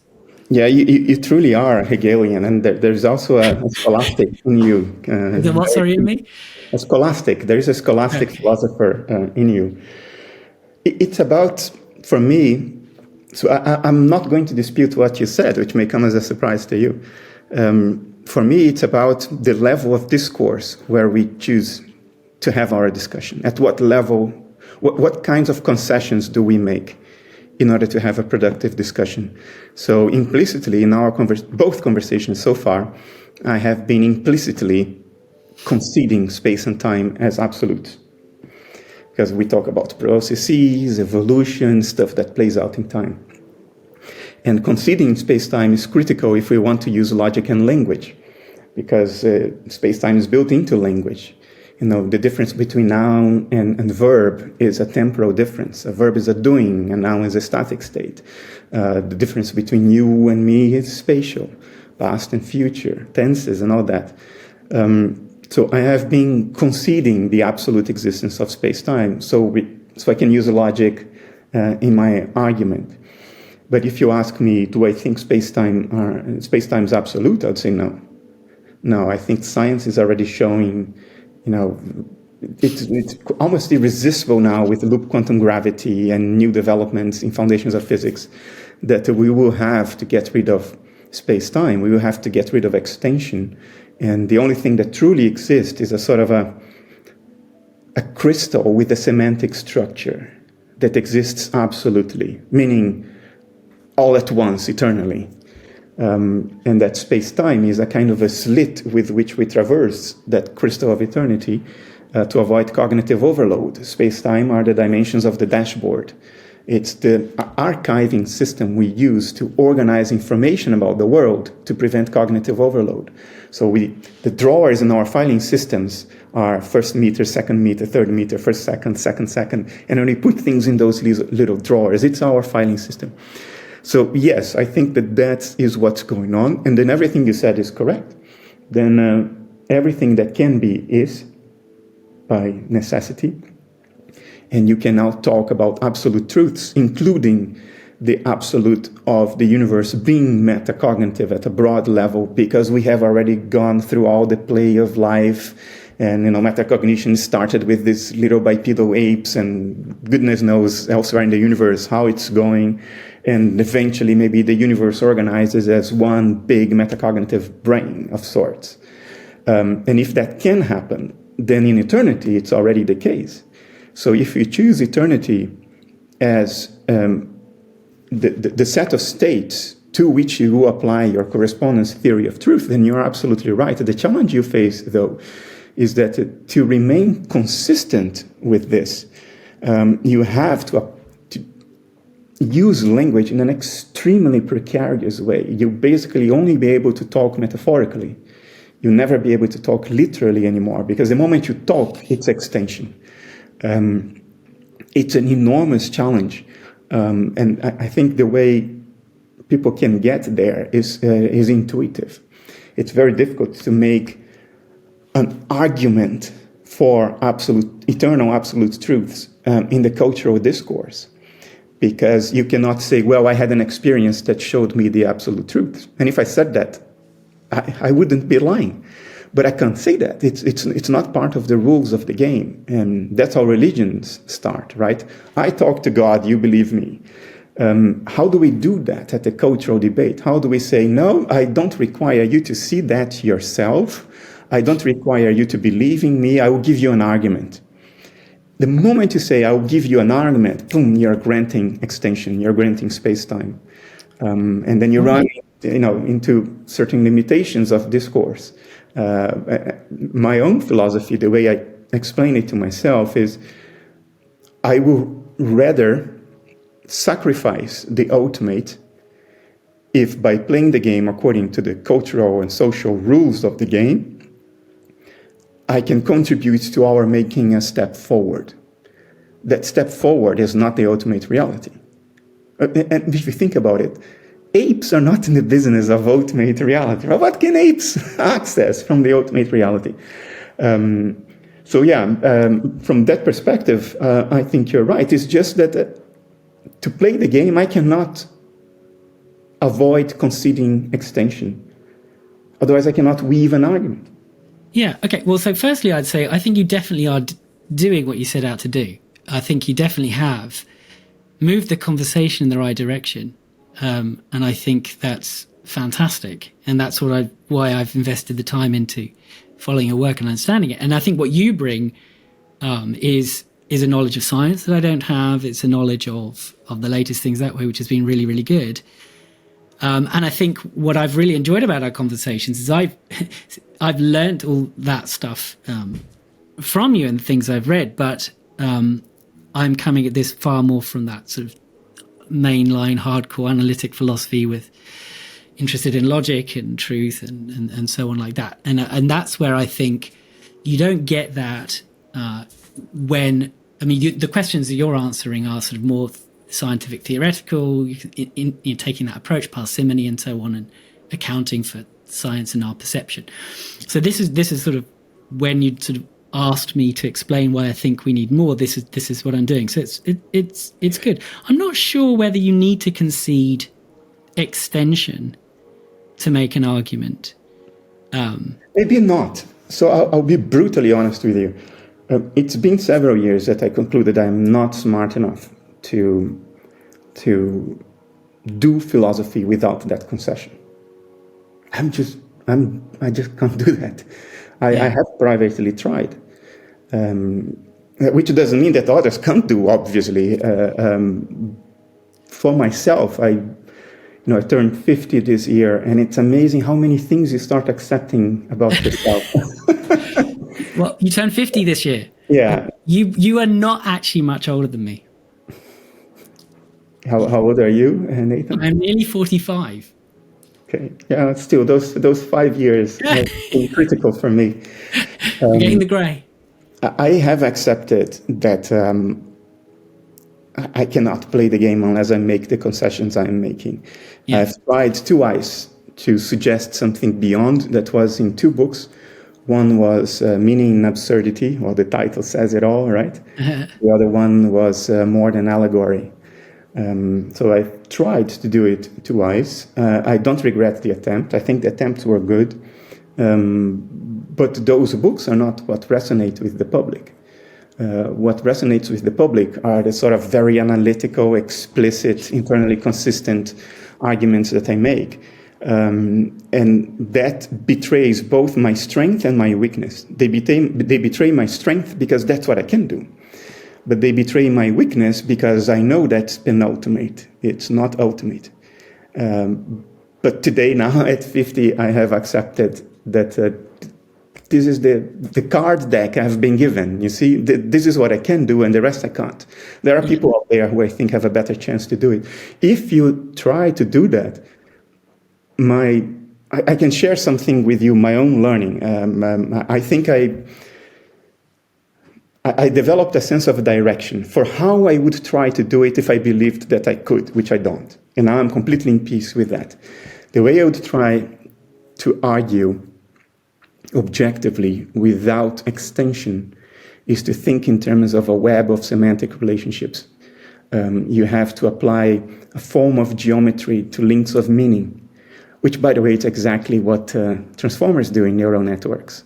They apply geometric relationships to semantic content. I think that would be the way to go. That's the way physics is going as well. They are looking for abstract mathematical relationships. And if there is no extension, then that mathematical structure can only be a structure of meaning, because everything else requires extension, and which we don't have. So I think the way to go about it is to think in terms of semantic structures and apply some form of geometry or set theory to that. But I'm just, I don't have it in me to do. That sounds a lot like the Logos. That sounds a lot like the language that sort of structures the world. And I think, yeah, so I think where I end up is a kind of a view of the absolute as involving, as I said, truth, beauty, and goodness. And I think that goodness is the ultimate act, truth is the ultimate thought, and beauty is the ultimate feeling. And so those are impossible to reach ideals. But then everything else is understood in those sorts of terms and how they kind of interact. And truth is the linguistic element. And I think when we're doing philosophy, when we're doing metaphysics, we have to operate within thought. We're trying to intellectually structure the world. But the realization is, I think the one that you said, which is you're never going to be able to get there. This is Bradley's idea of thought's happy suicide, that thought, if it could ever attain to truth, it would then become reality itself and would therefore no longer be thought because it would have to include. That's why he's not a Hegelian. And this is where I would agree. There's more to reality than thought. There's feeling. There's will. Absolutely. Yeah. Okay. Yeah. So that's that. If you engage in this project, you're not asking for advice, but I'm happy to take it. Yeah. Make sure people understand at what level you are operating. Make sure people understand that you are operating at the level of the absolute and you are not conceding extension. You're not conceding states changing over time. Yeah. You're considering the whole tapestry of nature all at once, like the crystal of eternity, all the semantic relationships in that web of meaning, which we traverse through time like a little slit that scans it. Make sure that people understand that that's where you are coming from. Otherwise, people will misunderstand you. Okay. And they will say, no, come on, evolutionarily speaking, this stuff, it's just potentiality. It's not an actuality, like I did before today. Yeah. Well, I tell you, yeah. So I said to you, I'd just started sketching out how I would put this in book form, and I would definitely submit it to your publisher. But chapter 1 was Parmenides, right? And you need to start with Parmenides. He escapes reality, he meets the goddess, he looks back down on reality, and it's just a ball. I think, for me, that's such a beautiful kind of picture of what you try to do as a metaphysician. Not everybody, I mean, as you say, your point of view is sort of in the empirical world first and foremost, but that, I think, is the metaphysician, to somehow perceive of the whole in the best way you can, and recognize that appearance is only a certain kind of perspective, and there is another perspective you can take. Did you read Peter Kingsley on Parmenides? No, should I? Yeah, absolutely. Peter makes the argument that Parmenides' poem on life was mistranslated. So you should read the first half of a book by Peter Kingsley called Reality. Okay. It's for a philosopher, it's an atrocious book to read because it's there's a lot of feeling in the way he writes. It's not this objective thing that we prefer. But I think you absolutely should read the first half of Reality. The second half is about Empedocles. But the part about Parmenides, I would very, very highly recommend that you read Peter Kingsley. Reality is the name of the book. 2005, I think. Okay, I will definitely do that. And I would also say that I think the little that I try to engage the public with this stuff, because actually I haven't been able to get an academic position for it. It just seems to be out of fashion, I think. Either that or I'm just rubbish. But I've not even got to interview, and I've got a pretty good CV, I think. But anyway, I think people listen to science much quicker than they listen to philosophy. If I make a philosophical argument, usually it comes back as, well, that's obviously wrong because science X. And so I think the public are far more receptive to arguments coming from the kind of angle that you're coming from, by saying, look, this is the latest science. Even they don't need to understand the science. They don't understand the science, but because it's science, they believe it without critical. As soon as you make a philosophical argument, every smart aleck in their pet has got a reason why you're an idiot, right? And that's just what you deal with, right? That's the interest of our culture today, yeah. Yeah, well, I kind of had that attitude as an undergraduate too, until you realize that you don't read any idiots in philosophy. These people are far more intelligent than you, and then you try to do your best. But anyway, oh gosh, we got very personal with all this. Okay, so it's been great. It's been really fun sort of chatting about all this. So I think maybe then we have a similar, at least, end goal or perspective from that Parmenidean point. Does that sound fair? Yeah. And you're describing it from looking through the slits of the fence at the cat walking past. Yeah, and you're describing Parmenides' sphere. Parmenides' view. Okay, all right. Well, that might make a lot of this different. But I'll read through these questions anyway. We need to get to the community stuff because people are hanging out for that. Okay, so let's have a look at. So you make two kinds of arguments against thinking that reality is metaconscious or metacognitive. So predominantly it's an evolutionary reason, and then there seems to be something to do with the problem of evil. But let's start with evolution. So you claim that mind at large is merely phenomenally conscious. You justify this by saying it didn't need to evolve in our ecosystem. Presumably that's because metaconsciousness is a product of evolution. So no evolution, no metaconsciousness. But evolution is also used to explain the emergence of endogenous mental states like thoughts and emotions, which you claim mind at large has. So why would mind at large have these without the pressures of evolution? Yeah, that is the case only if you are a physicalist. Then you need evolution to create experiential states, period, whether they are endogenous or intentional in the sense of aboutness or not. But if you're looking at it within the perspective of analytic idealism, you can still apply evolutionary thinking to the mental states that correspond to the organism. The mental states that the organism, the metabolizing biology, is a representation of, the appearance of. From that perspective, you don't need evolution to create mental states because evolution works precisely on the dynamics of mental states. Mental states are the prima materia of evolution. Those are the things that change during the evolutionary era. But the particular arrangement of mental states that corresponds to re-representation, which is metacognition. To metacognize something, you have to re-represent a mental state at a higher level of cognition.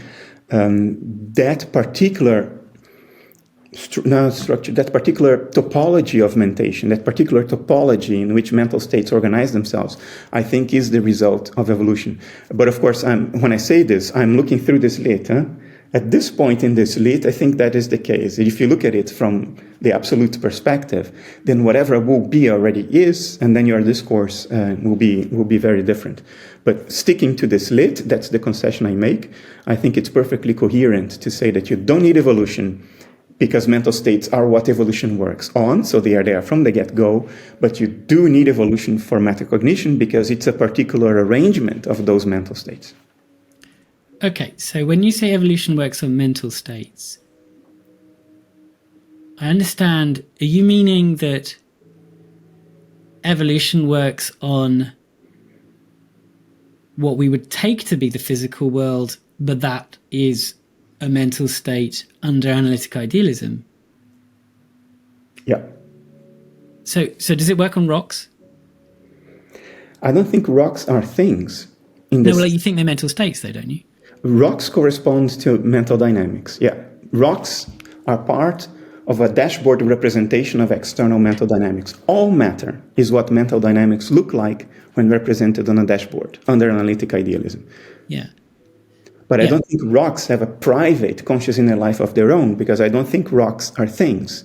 In the same sense that a fist is not a thing, otherwise the thing would have magically disappeared.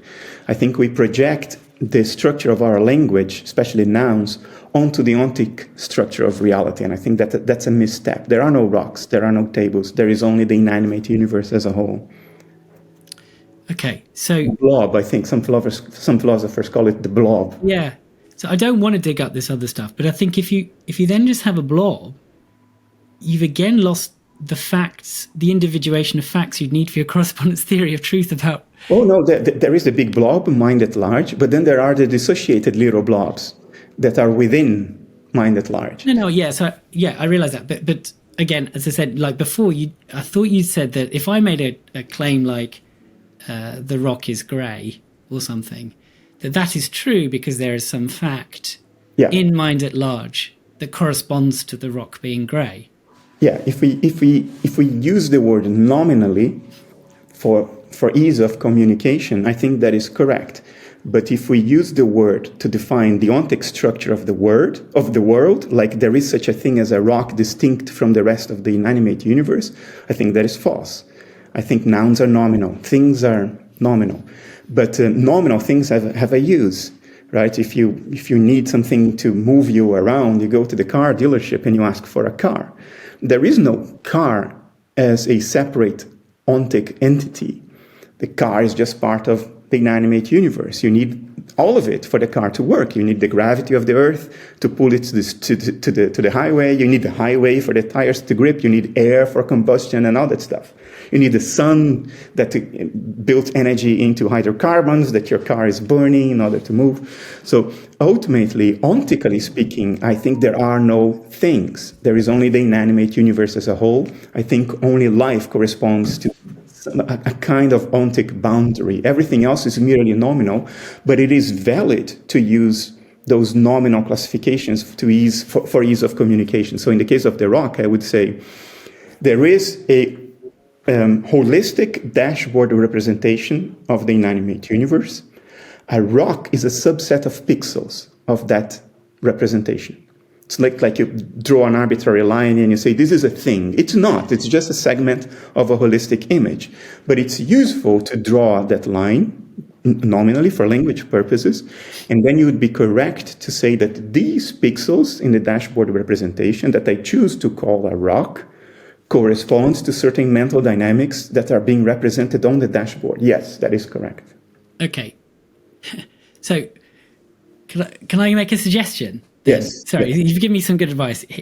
I think then you shouldn't talk about a correspondence theory of truth being to facts, because this is part of the big debate between Frege and Russell and other debates about truth makers, right? So Frege and Bradley as well don't think that there is any separation of reality into facts on the ontologic level such that the truth of a claim we make in language would correspond to it in this sort of neat way. So if I say the rock is grey, the normal correspondence to facts theory say because there is a fact in reality, ontologically, that has the structure that mirrors the thought or the expression, the rock is grey, such that there is an object, the rock, in reality, that has in reality the property of being grey. I think that is right. Sorry? I think that is correct. But then there would have to be some kind of individuation of the rock for it to be this. But you could just go the other way, and you can just say that there is one truth maker, maybe not if you're talking about individual people, if you've got those as ontically separate. If you just have otherwise mind at large, and it states as the blob, as you said, that's normally used to say that the truth maker of any of our claims is just reality itself, not in an individuated way. Frege just says the true as being that which we refer to with our sentences. Bradley says every kind of judgment is a predication of reality itself, the whole. And so you have a more parsimonious, in some ways, truth maker theory. Jonathan Schaffer argues for this same thing as well, the one and only truth maker. And Mind at Large just seems set up for that beautifully to me. I think Jonathan Schaffer is correct. And when he talks about the unity of nature, except for life, I think we do have ontic grounds to say there is some segmentation in life, because if you stick a needle on my arm, I feel it. If you stick on the arm of my armchair, I don't feel it. So there's a very empirical grounds to make that distinction.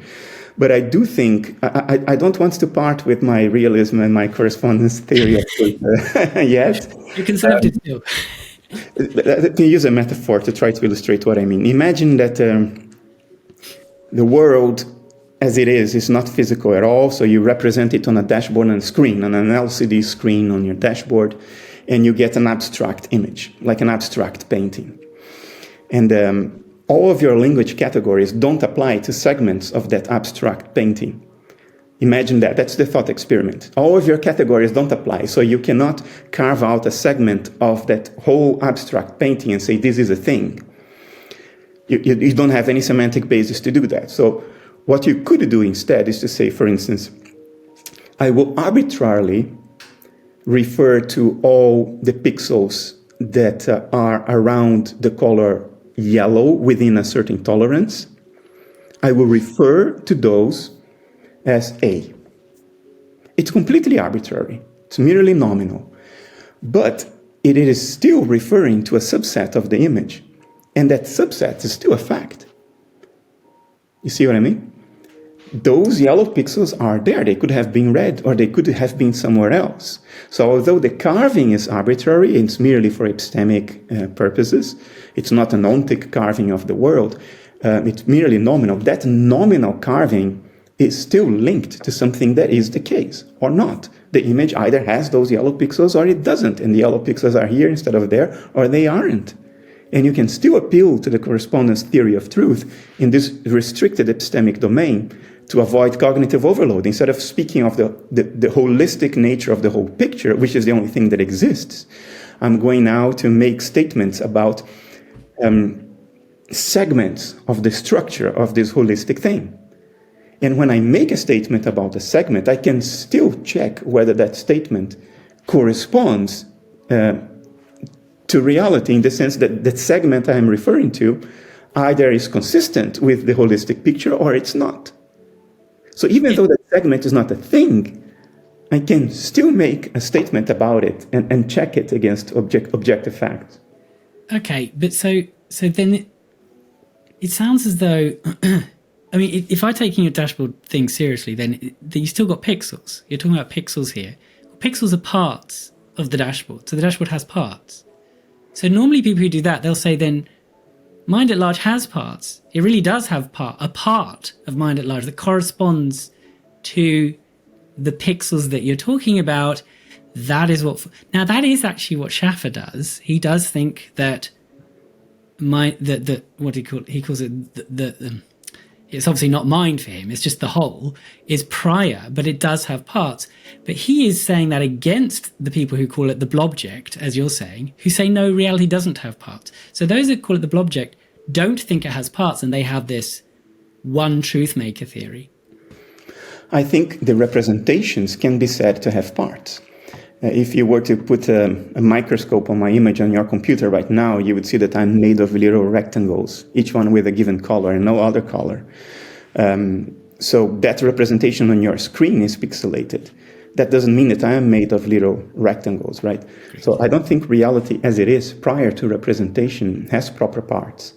Can it be said to have segments? Yes, that's epistemically an arbitrary thing that we can always state. I can refer to a segment of a holistic fact, even though that segment has no correspondence with a proper part. Linguistically, I can still refer to that as a segment. So I think the representations, the physical world clearly has parts in every colloquial sense of the word part. Yeah, agreed. But I don't think that which is represented has proper parts. Okay, so sorry, could I? Yeah. So then you're agreeing with me. So the point of the Frege types is that there is structure, there are parts at the level of representation, at the level of thought, and so on. But then if your theory of truth is that what makes that true is corresponding to something in reality beyond that representation, and that doesn't have parts, the correspondence can't be about parts linking up to parts in Russell's sense of there being something akin structurally beyond representation that makes it true. So this is where they're making exactly the same claim you're making. The parts are only parts in the representation, but not in reality. So your theory of truth cannot be about matching, because this idea of matching elements of language or representation with how reality is, that's what drove the whole logical atomism of Russell and Wittgenstein, and then you have to have this sort of mirroring and picture theory and so on. And I don't see why as an idealist you'd want to do that. So that was just sort of my initial advice. I think go with the blob thing, right? Go with that. Just say that when I say the rock is grey, it doesn't accord to some fact in Mind at Large about rocks and greyness or segments of it. It's just that it is an imperfect, abstracted claim about reality that is true to the degree that that claim is. Because you like truth by degrees. You like truth by degrees. You talk about monkeys on rocks and trying to get closer to truth. That is true, but I think I'm tempted to go further in this than you. because science depends on this, and science has worked very well for 400 years. Look, suppose that the whole... But science is degrees of truth as well. Read Catherine Elkins. She wants to account for progress in science, and that involves this degree theoretic notion of truth. Science, as it gets more comprehensive and coherent, its approach is more true, but it's not ever true because... Well, operationally, it's still useful to refer to segments of reality and apply that in our correspondence theory of truth. Otherwise, we become completely overwhelmed and we cannot say anything anymore because we can only refer to the whole, and the whole is transcendent, literally. And then we grind to a halt. I wouldn't go that far. But let me give you another metaphor. Suppose reality is a spiral. It's an abstract thought experiment. Suppose reality is a spiral. But it could have been, it's metaphysically conceivable that it could have been a grating. No statement you make about the grating or about segments of the grating will ever correspond to anything about a spiral, because a spiral has no straight segments. They may look straight if you look from a distance, but if you zoom in, there's always a tangent. So in that sense, if I make a statement about a segment of reality, the particular set of circumstances which I'm studying and trying to predict, and I make that statement and I say there is a straight line here, and reality is a spiral, then that's false. But if reality is a grating and not a spiral, and I make a statement that, this segment is a straight line, and I check that against the whole, which is the grating, that statement about a segment will be consistent with the whole, which is the only thing that exists. So I think we can, epistemically speaking, operationally apply the correspondence theory of truth, not in an absolute manner, but in an operationally useful manner, when we make statements about segments of the whole. If that statement is consistent with the whole, then it's true. If it's not consistent with the whole, then it cannot be true, even if we don't have epistemic access to the whole, and only to the segment. Yeah. So, the epistemology of it is different to the metaphysical theory of truth. So, you can say, I know that people often swing these together, but in the absolute idealist view that I'm thinking about, they come apart. So if you have mind at large as this unity that has no parts, then your correspondence theory has to be one that is just that reality is such that... Yeah, fundamentally, you're correct. That rock is grey, right? Yeah, I think fundamentally you are correct, but I don't want to give up on the operational usefulness of speaking of segments and still applying a correspondence theory of truth that will work well enough. And that is better than to part with all theories of truth and say we make up our own reality, whatever we want. I wouldn't want to go there. No, well, you don't. You don't though. So it's not. In some ways, whether what I'm talking about, what Bradley talks about is a correspondence theory, is debatable. It's a sort of correspondence theory, but it's not a correspondence that's structural correspondence, such like Russell. So there's also all these other arguments, like the slingshot argument and things like that I don't know if you've come across, that show that you get into these logical difficulties if you think reality itself is segmented into facts with this structure and so on. Yeah, I think the segmentation is of our own making. But the correspondence theory of that sort requires there to be facts that are similarly structured to the claims that we make, such that it makes it true. That I'm not quite sure about that. I think we can still speak of segments of the whole and compare things to segments of the wholes if the statement we are making concerns that segment. You see what I mean? But I'm clearly more operational oriented than you are. You want to go for the jugular. You want to know what this bloody thing is. Yeah. And so the name Absolute Idealist matches pretty well with what you want to do. I think that's honorable, and I think it's a great goal to have. Just make sure people don't misunderstand you as trying to get rid of everything that is operationally useful. Oh, right. No. Yeah, of course. And actually, you have to then say that for philosophical reasons, we have to distinguish what we recognize truth to require and then what is epistemically accessible. and have a relationship between those, so you get some truth. And the way Bradley does it is that you say that the criterion of truth is comprehensiveness and coherence as how we determine what's true. And it's not coherence in that loose, silly way of just propositional coherence. It also has to cohere with our feelings, with our sensations, and with everything. There has to be a coherent web. And comprehensive, it has to include more and more in it. That's how we navigate what we should believe. That's the way in which we determine. But the nature of truth itself has to go beyond our belief web and experience web to something absolute. And at that point, we have good reasons to think that it would be contradictory to assume that that thing had parts and was so structured as it is for us. So from a metaphysical point of view, truth is just about how similar to reality is our entire set of. So it's a very holistic kind of idea. But I suppose if you talk about things like the blob, it's very set up for this same kind of way of thinking. Yep. Yeah. So, I mean, I agree with you. I think we understand the scope of what we are claiming.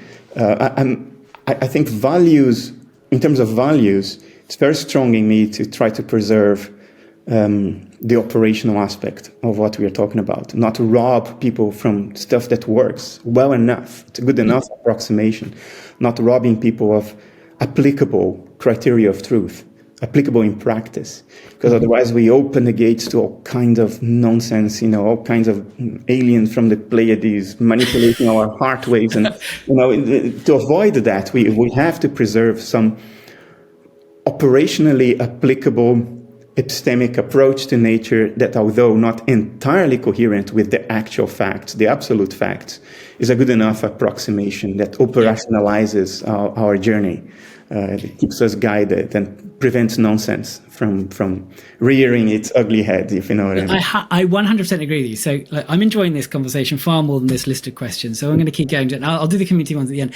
But okay, so I couldn't agree with you more. But this is where I think idealism is perfectly suited, right? So you have on the one hand the kind of scientistic, overly reductive kind of philosophy is tolerated at best, kind of view that is, you cannot get anything to do with, I think, meaning and morality really from that worldview. Okay. And I think what you're doing is starting to gesture towards concepts of meaning, concept of taking consciousness seriously, to concepts of taking that subjective experience of the world seriously. Now, I don't know how much you know about this, but Collingwood, for example, he saw the incredible dangers of philosophy becoming too analytic and retreating from the space of philosophical questions that are meaningful to people, that help people make sense of their lives, that they can actually apply, that do work. So he's seeing it retreat into this highly technical, highly specialized, highly abstract practice, which is what I found analytic metaphysics to be, which is why I started to move away from it. And he saw that what that would do is it creates such a vacuum in the public discourse about philosophical questions that people want to know. And he's seeing religion retreating from the public discourse. He's seeing philosophy retreating from the public discourse. And he thought that it would actually provide a vacuum for fascism in the 30s and so on. I mean, quite prescient. Maybe that still is the threat. Maybe the threat still is, I mean, we're seeing the potential for that, I think, now. But also, I think what's filled the gap has been a lot of this postmodern stuff to do with there being no absolute truths. It's all relative. You can make it all up and as much as you want. Okay. So we don't want that, I think. We need to accept that there are truths and falsities. There is something objective. I think there's something objective about ethics and morality as well. I'm not sure where you stand on that. I agree. Okay. And then it's something objective, I think, as well about good and bad art. And I mean, it's not hard and fast, but that I'm objective about values. However, so scientism can't provide that. Philosophy has been so gutted from culture, and instead we've just got this overly sort of postmodern continental stuff that's entirely taken over. So what we need to do is recapture that middle ground that I think says, look, you're right. Post-structuralism is right. Reality is not so structured as that. We're never going to get to this absolute truth. We're never going to get to this theory that is entirely true, that corresponds to reality perfectly. The scientists are only able to appreciate a segment of reality. Science is fantastic, but its sphere is limited. If you want to understand reality, don't go to your physicist, which is where everybody goes. And they go to Stephen Hawking types and Neil deGrasse Tyson types. I want to understand reality. I'll go to a physicist, right? No, they only have a very narrow scope of what they're doing. You should go to philosophers, but the philosophers are in hoc to science, predominantly of the analytic tradition, or they're in this entirely, it's all relative. But idealism can provide you that middle space. It takes things like consciousness seriously, it takes things like meaning and so on seriously, without surrendering to the relativity of everything. So no, of course, truth is a matter of what we say and how we think, having the right kind of relationship to reality itself. And that reality itself isn't read off our scientific theories in this structured way of it is exactly like that. So I suppose where people are going to be much more easy to accept the sort of stuff you're saying because they take science so seriously.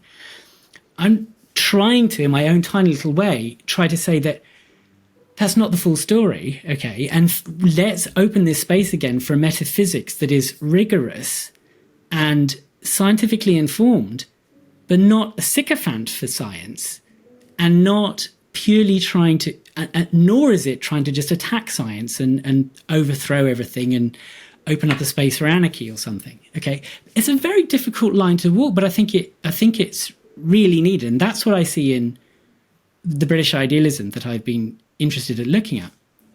And I think it could be a kind of a proto-religious kind of thing, but rational and not grounded in primarily in tradition and texts, sacred texts, and so on. I agree with a lot of what you said, maybe everything. Sometimes I have tremendous frustration with analytic philosophy. Sometimes I think it is the obtruse art of justifying one's prejudices. That's what analytic philosophy is. Yeah. I think we lost touch with a philosophy that is relevant to life, like was done in the 19th century. Yeah. Kierkegaard and Nietzsche lived philosophy.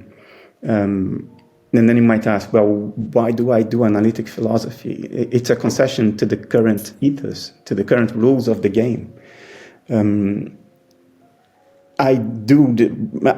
that sense, I'm pragmatic, not in the philosophical pragmatist sense, but operationally pragmatic. I play the game according to its rules as opposed to fighting the rules, because otherwise my life is not long enough to fight the rules, win, and then introduce something. I have to live 200 years for that. So I concede a lot of things. I concede extension. I concede most of logic. I just don't concede the principle of the excluded middle. That's the only thing I still stay with Brouwer. So I think your project is extraordinarily needed. Yeah, it has to be framed properly, because if people approach what you were saying from a very operational perspective that concedes extension and all that stuff, you'll be talking past them. But if they understand what are the set of circumstances and the framework in which you are operating, I think this has promise. And that it touches on religion is not abnormal. I mean, it's our epistemology that classifies things in these little boxes: religion, philosophy, science. These are all approaches to finding out what's going on, right? And of course, they will overlap in subject, not necessarily in methodology, but in subject, they will overlap, and there's nothing wrong about it. And in a sense, I think you are courageous, more courageous than I have been. I have been a lot more willing to make concessions to the status quo. I don't necessarily regret it, but I think the principles you are not wanting to concede are noble, and ultimately closer to what is really going on than what I'm talking about. Wow. Okay. Thank you. That's a huge compliment. Well, I mean, I'm going to appreciate having some input from you when I can get some of this stuff down on paper, but I really do want to. Obviously, life gets in the way, and you've got to earn a living, and I have little kids. Yeah, it's meant that I haven't been able to accept an academic position where I'm going to look at something I'm not interested in. Ethics of AI or something of that sort. I mean, there's plenty of that stuff going around for someone who can do a bit of logic and has some maths and so on. But no, I've been probably similar to you, caught with the bug. It's just questions I want to answer, things I want to pursue and understand properly, and engage with the public as well. I think we desperately need more rational people engaged in the public discourse. And, again, YouTube is similar, right? There's a certain YouTube game that's very... Yeah. If I did a video on how to trounce anybody in an argument or something like that, probably get more views. We face that issue at Essentia Foundation. So what we do is we give ourselves the liberty to clickbait a little bit on thumbnails, but not in the content. So the content is always rigorous, and we don't compromise there.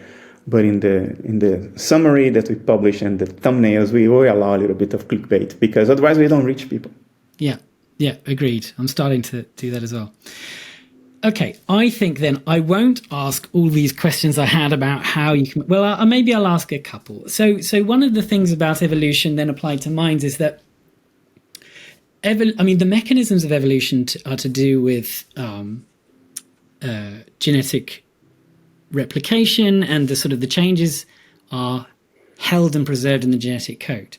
Right? So evolution happens because I pass on my genes that survive to my children, and so on and so on. Now, if you have a dissociated Alters view of reality, then my parents aren't really my mum and dad. I'm kind of the dissociation from mind at large, as are you, as are everybody else. So what kind of mechanism could there even be that would preserve these minute changes to mind, not impart them to mind at large upon our reintegration, and somehow it end up in what in the physical world, in the representation on the dashboard, looks like my children? The dissociations have structure, right? Not all dissociations are the same. There is a certain topology to the dissociation which evolves over time. We as dissociated alters, we are not the product of abiogenesis. We are not an original dissociation. We are sort of a spun out dissociation from previous dissociations. And why did that happen? Well, because that's the only thing that would be maintained by evolution. The alters that didn't spin out other dissociations are not around anymore. They are not our descendants. We are the offspring of those who did.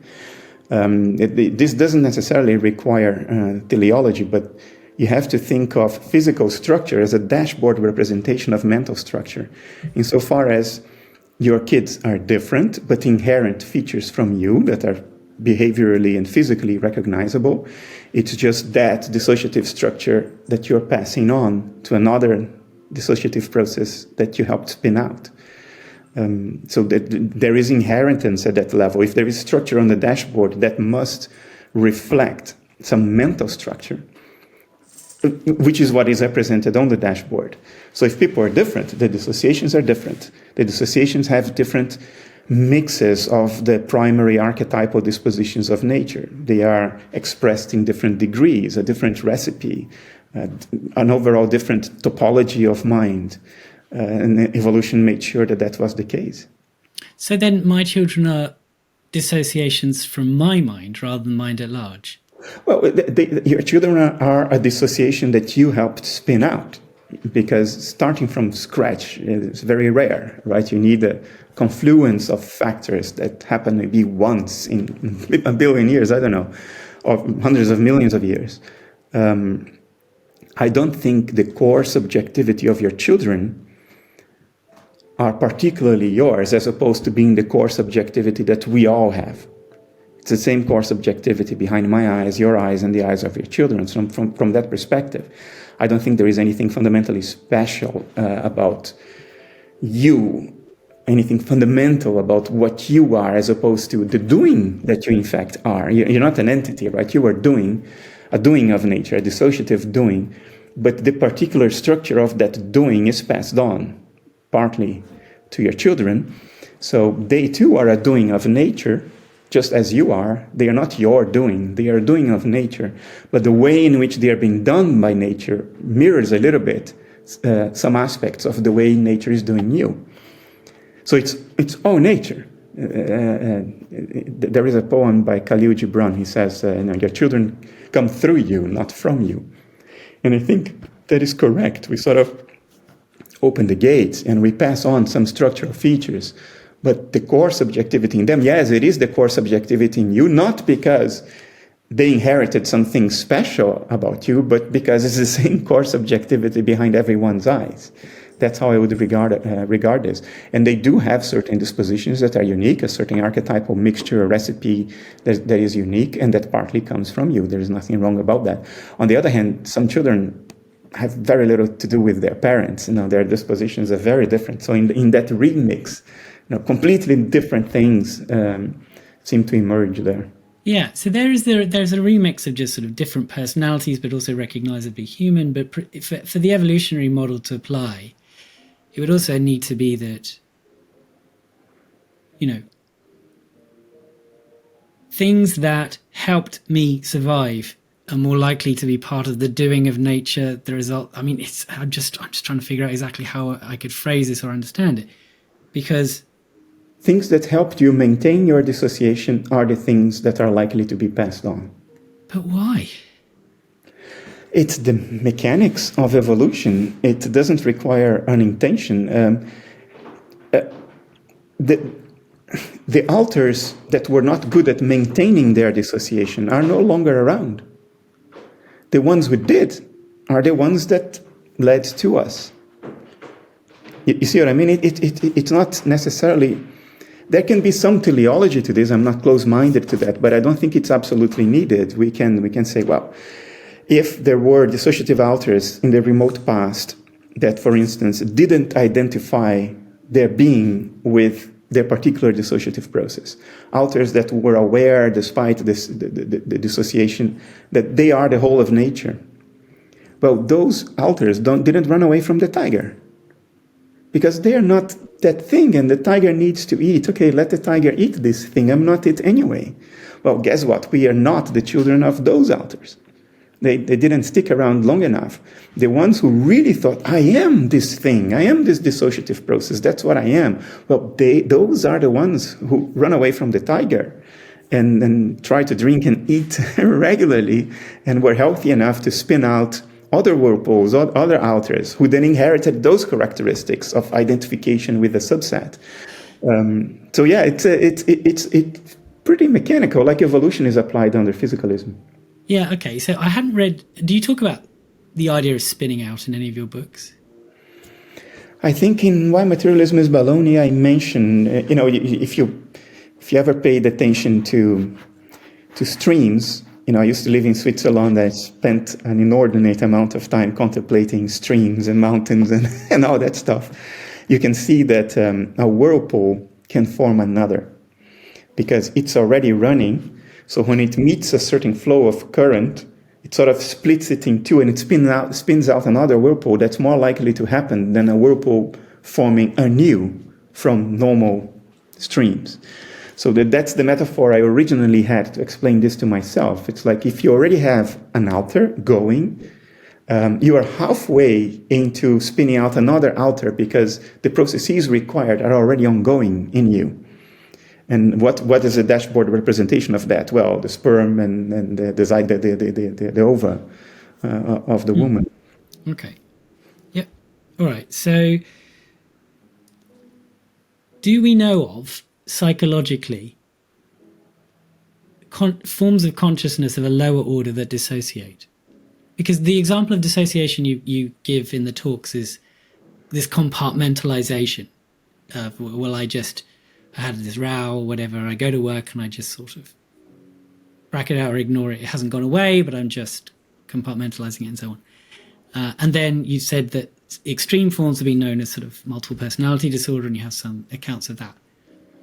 So these things seem to be something that could only be possible within, metaconsciousness or something. Do we know of newts and frogs undergoing dissociation, that kind of thing, Because if not, it seems again that's another good reason to say that mind at large must be metaconscious.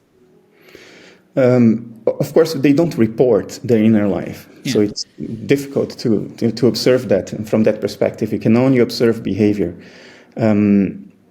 It's very common for people who have cats, for instance, to notice that sometimes their cats are using their hind paws to scratch their face, and then they dissociate from it, and they see their hind paw as a separate, autonomous object.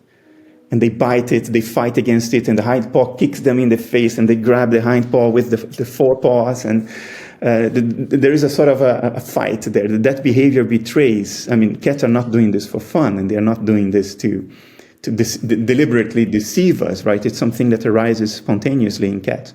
So it's a kind of dissociative process that happens there. Dogs and cats dream. And dream is a dissociative state. You think you are your dream avatar, not the rest of the dream. Otherwise, dreams wouldn't be immersive. And cats and dogs manifest all the external signs that they are having immersive dreams. So they dissociate too. But do they have the sense of self though? Cats and dogs? Do they not think of I am hungry rather than just hunger and so on? I don't think they do. I think they feel hunger and that's it. And they will instinctively go after food, but I don't think they go around speaking of themselves as an entity or a subject. Even when I was a kid, I didn't regard myself that way. It's something that happened to me when I was around 10. That was 10? Yeah.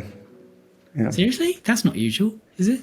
Yeah. Well, what consoled me was that Jung said it happened to him when he was 11. Oh, right. Okay. If Jung can be that late, then... Well, maybe that's partly why you find this stuff easier to understand or contemplate. Because, I mean, the mirror phase, I'm not an expert on child psychology or anything at all, but the mirror phase is about 1.5, isn't it? When Yeah, but it's very often that you see children 5 to 7, they refer to themselves in the third person. They say, oh, Bernardo is doing this now. Bernardo is hungry. Can you feed him, please? Children do that. So the elevation of personal agency that didn't quite happen yet. You already understood that you have to nominally call this thing that most people refer to when they use your name. You have to use your name for that too. But that doesn't necessarily mean that they think of themselves or they feel themselves the way we feel ourselves as adults. For me, it was a bizarre transition. For a period of 6 months, I could evoke this thought like, hey, I am me. I'm not the other people. I'm not the world out there. And I would experience that as something utterly bizarre. I had a very physical sensation in my back, like a cold running down my spine. And it was so weird physically that for a period of 6 months, I would evoke that thought just for fun. I would be dressing up to go to school in the morning, like, you are you. You're not the world. Whoa! I remember that. Once it became normal. I remember I was definitely younger than 10. I remember which house it was in, but I would have been 6, maybe 5. Okay. And I remember just having that, what they call it, is existential angst of just, I am me. And I know I exist. And that kind of mixture of wonder and horror at realizing that you are somehow creating or involved in this process of that's the rise of metacognitive dissociation. So not only are you already dissociated, now you know that you are dissociated. Yeah. Okay. All right. Great. So because of time, I might skip some of these. I mean, I've got interesting questions here, like does mind large become the Big Bang and stuff that were based on specific things you said. Well, I mean, here's one other reason why I thought you might take. Oh no, but you make a sort of a more of the same argument at one point to sort of suggest how we should think of what's beyond the dashboard. I can't remember exactly where it was, but again, I thought, well, more of the same if we are projecting to the dashboard by introspection. That would sort of seem to give you a default position of thinking. Again, mind at large should be more of the same. Yeah, here we run the risk of anthropomorphizing nature too much. Yeah, but how do you know? How do you know there's a risk? Well, it's a fair logical deduction, right? That our inner life is a product of evolution, projecting the specific qualities of our inner life onto the rest of nature may not be justified because the rest of nature didn't arise, was not modulated by the pressures of evolution. Schopenhauer said that's the only access to the noumena we can have. So he went one step further than Kant. Yeah. I think the bravest and probably the best attempt, certainly the most extensive attempt ever made in this direction was by Swedenborg, in his theory of correspondences. He wrote multiple volumes. Of course, he wrote in religious language. So what he was saying, he was trying to establish a mapping between the contents of the physical world and the contents of the spiritual world. He was clearly an idealist because he explicitly says that this spiritual world is a mental world, that it has mental structure. And he wrote volumes elaborating on these correspondences. Even the human organ systems, the way they look, like the way lungs look, the way the heart looks, kidney, liver, and he would infer, what experiential qualities in the spiritual world those probably corresponded to. So that's his theory of correspondences, the particular mapping between natura naturans and natura naturata that he made, and it is a epic attempt. It's anything but rigorous. It's certainly not rigorous. It's a purely intuitive work. But the energy he had to do that, he was clearly in the grasp of his diamond. He abandoned everything else in life to do that. He was having visionary experiences regularly, daily. And he spent the effort and the time to write down these correspondences as he experienced them. I think that's still right up there as the best attempt. Schopenhauer tried to do things along those lines. He tried to identify how the Platonic forms of the will would manifest in the world of representations. I would stick to Swedenborg. Okay. As the best, bravest attempt so far. Okay. All right. Sounds good. Okay. So again, so much of this is sort of needs to be understood in the context of what we've been saying. Sometimes you say, like, I'm just a monkey sitting on a rock. That's what you said in our last conversation. So I suppose I thought that sort of language sounds a little bit odd once we grok analytic idealism, because we're not just a monkey, we're a dissociation of mind blooming at large, we're sort of, and not only that, we're the dissociations that have evolved even more than mind at large has. I mean, we are the superior intellect that there is, right? So you kind of would think that we're not just a monkey, we are gods, effectively. Yeah, and because that is the implication of analytic idealism, it is important to balance it out in the way I communicate, to avoid, creating fertile ground for psychological inflation. So I think both are true.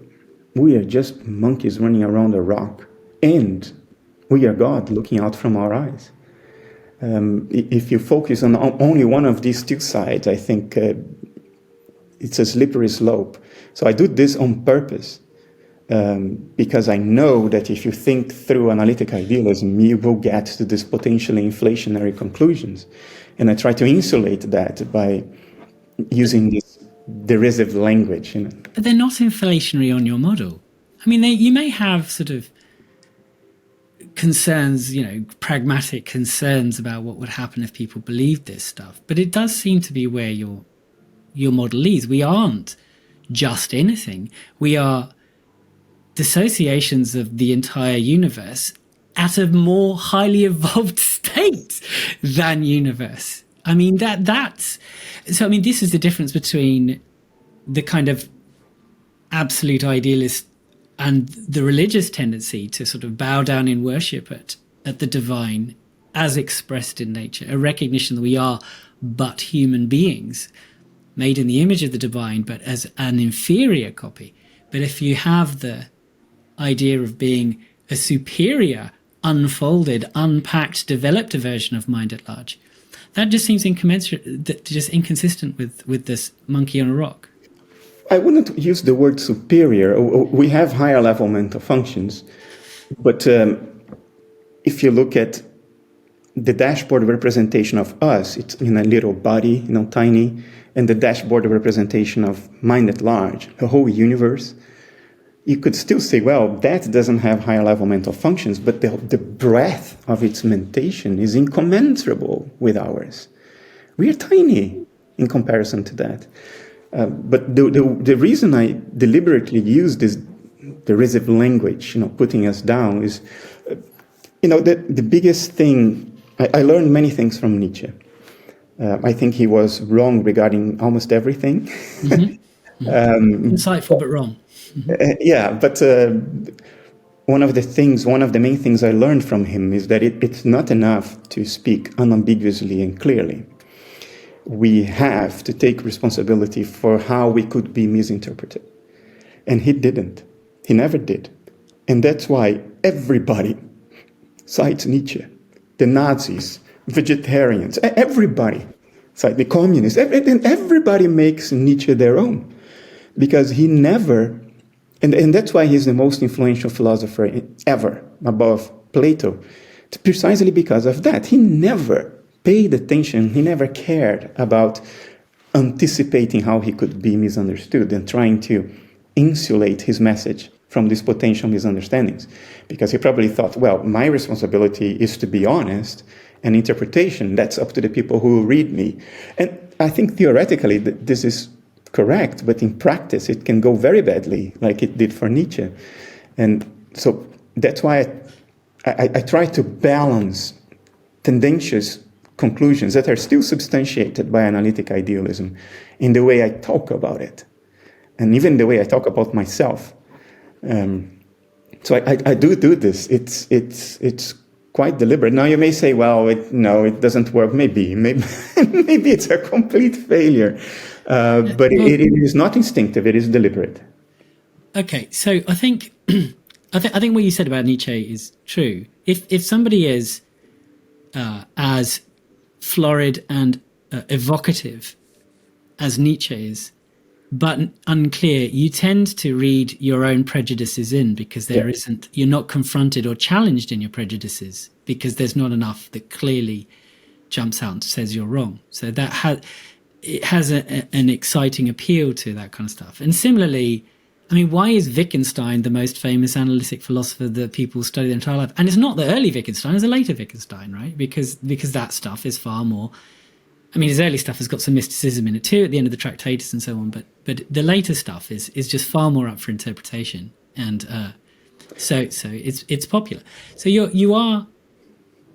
The later stuff is inherently ambiguous because he's talking about language games by using language. So yeah, I forgive him because there was no escape, but I have less forgiveness for Nietzsche.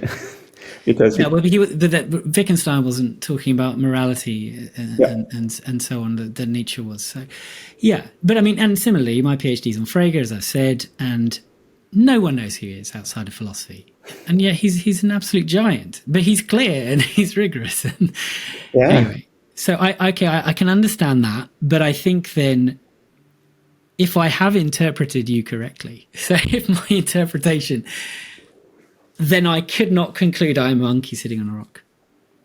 I think it's a matter of balance. Look, if the mouthpiece of analytic idealism, the mouthpiece of analytic idealism, would promote a philosophy whose implication is that it's God looking out from your eyes, and he doesn't insulate possible inflation from this by saying we are monkeys running around the rock, it can go very wrong. And this is not necessarily about rigor. It's about how you communicate things. It's a communication discipline. You want not only the correct rational understanding, but the correct emotional response to what you're saying. And I try to take some responsibility for that by sort of modulating the possible range of emotional responses with the words I choose, and the way I speak of things. It's not only that I say we are monkeys running around the rock. I mean, we are actually bipedal apes, but I choose deliberately the word monkey that evolved yesterday, 300,000 years ago. I do that all deliberately to balance the implication that comes naturally from analytic idealism, which is it is the consciousness of the universe that is looking out from your eyes. Because I think the correct emotional response to this realization is not, I am God. Well, maybe you are, but so is everybody else. So is the ant. So is the amoeba. You see, so you're more involved than that. So you've had more of the unfolding of the potentiality. And yet we are tiny little things running around the rock. Right. But then that again, this is coming back to this thing of, therefore the inflationary view we should have is of mind at large. We should mind at large due to its scope, due to its scale, due to its, like we discussed the last time, the dispersion of its states, the sheer breadth and complexity and everything of its states. I mean, it's clearly some kind of mind way above and beyond. Whether we say it's got specifically metacognition as we experience it, seems to be a minor concern. Whatever it has is going to be of an order above and beyond. And this is the thing that I think I'm starting off with wanting from the theory. And maybe, if we take to eternity, we can get that within analytic idealism. And maybe it is just a matter of starting points. But I guess I'm just thinking you get so much more out of your theory if you can have that. And everything else sort of trickling down from it, or sort of... I have always had an instinctive, dislike of inflationary approaches to reality, like people who think they are great and they are better. I have an instinctive dislike of the Übermensch. 100%. So I said it's deliberate what I do, and it is, but it aligns very well with my personality as well, meaning I do it with gusto. I rather put myself down and put us all down, because I even have a sort of a built-in anxiety when I see people inflating. My danger detector starts beeping and... Yeah, but I'm talking about inflating mind at large. I'm talking about inflating not us. Inflating the ego. But I'm not suggesting that. What I'm saying is that if you have a far higher conception of the nature of mind at large. Yeah, I understand you, and I know you're not inflating your ego. You're approaching this from a completely rational perspective. But there are people out there who have an innate disposition towards inflation, and maybe they may latch onto analytic idealism to sort of provide rational justification for that. And those are the ones I'm trying to,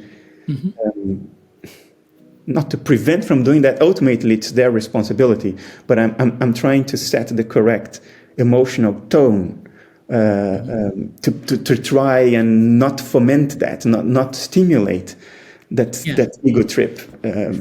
But what I'm saying is, if you said mind at large is not sort of, I mean, as I say, we've now clarified that when you say it's not metaconscious, you don't necessarily mean it is a similar kind of consciousness to a newt or a frog, in that, because, and it couldn't be, right, which is one of the other questions I skipped over with the Friston model. We agreed, we talked in part one that mind at large has to have the kind of mental states that if we had, we'd die, right? It's that dispersed. It doesn't dissolve into an entropic soup. We would, and so on. So mind at large has to be an intellect of such complexity and breadth and sheer, of an order that we couldn't really understand. We have to be insulated from it. Now, if you have that kind of idea, you have that kind of awe-inspiring form of mind at large that would, in contrast, humble us as its dissociate alters. Yeah.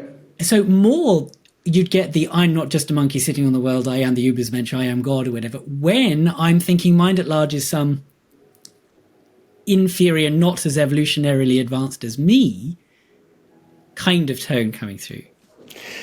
I'm not sure we can use even the same measurement criteria. Mind at large is not playing the game of evolution. So we can't say it's less evolved than we. It's not playing that game. It's doing its own thing at a cosmic scale. But you do say it's evolving a bit in some of your books, because you suggest, you say that the cosmos looks like a brain and so on, but it didn't at the Big Bang, so it's... Yeah, it's evolving in the sense of physics, of complexity theory, not in the sense of Darwinian evolution. In other words, it's not evolving for fitness. It's just sort of expressing and elaborating and exfoliating its potentials because the clock is going forward, the universe is moving, it's traversing the arrow of time. So yes, you can use the word evolution in both cases, but one would be evolution in the Hegelian sense, and the other one would be evolution in the Darwinian sense. Yeah, okay. So then it seems then strange to sort of talk about the Earth not being as far along the evolutionary process because it hasn't had to evolve within an ecosystem and so on. These sort of, because that to me gives off the idea of mind at large being slower to the game than we are because it hasn't had to, dragging its heels a bit. But look at us. We're so much further down the path than mind at large. Well, that's not the way I myself interpret it. I'm not trying to put the same measurement tape next to mind at large and us and comparing the two. I think we are not playing the same game. It's a whole different ball game. So these are incommensurable domains. I would rather say that. And I'm not saying that mind at large is inferior. I'm saying it didn't evolve these particular characteristics we call higher level mental functions and the ability to re-represent cognitive states.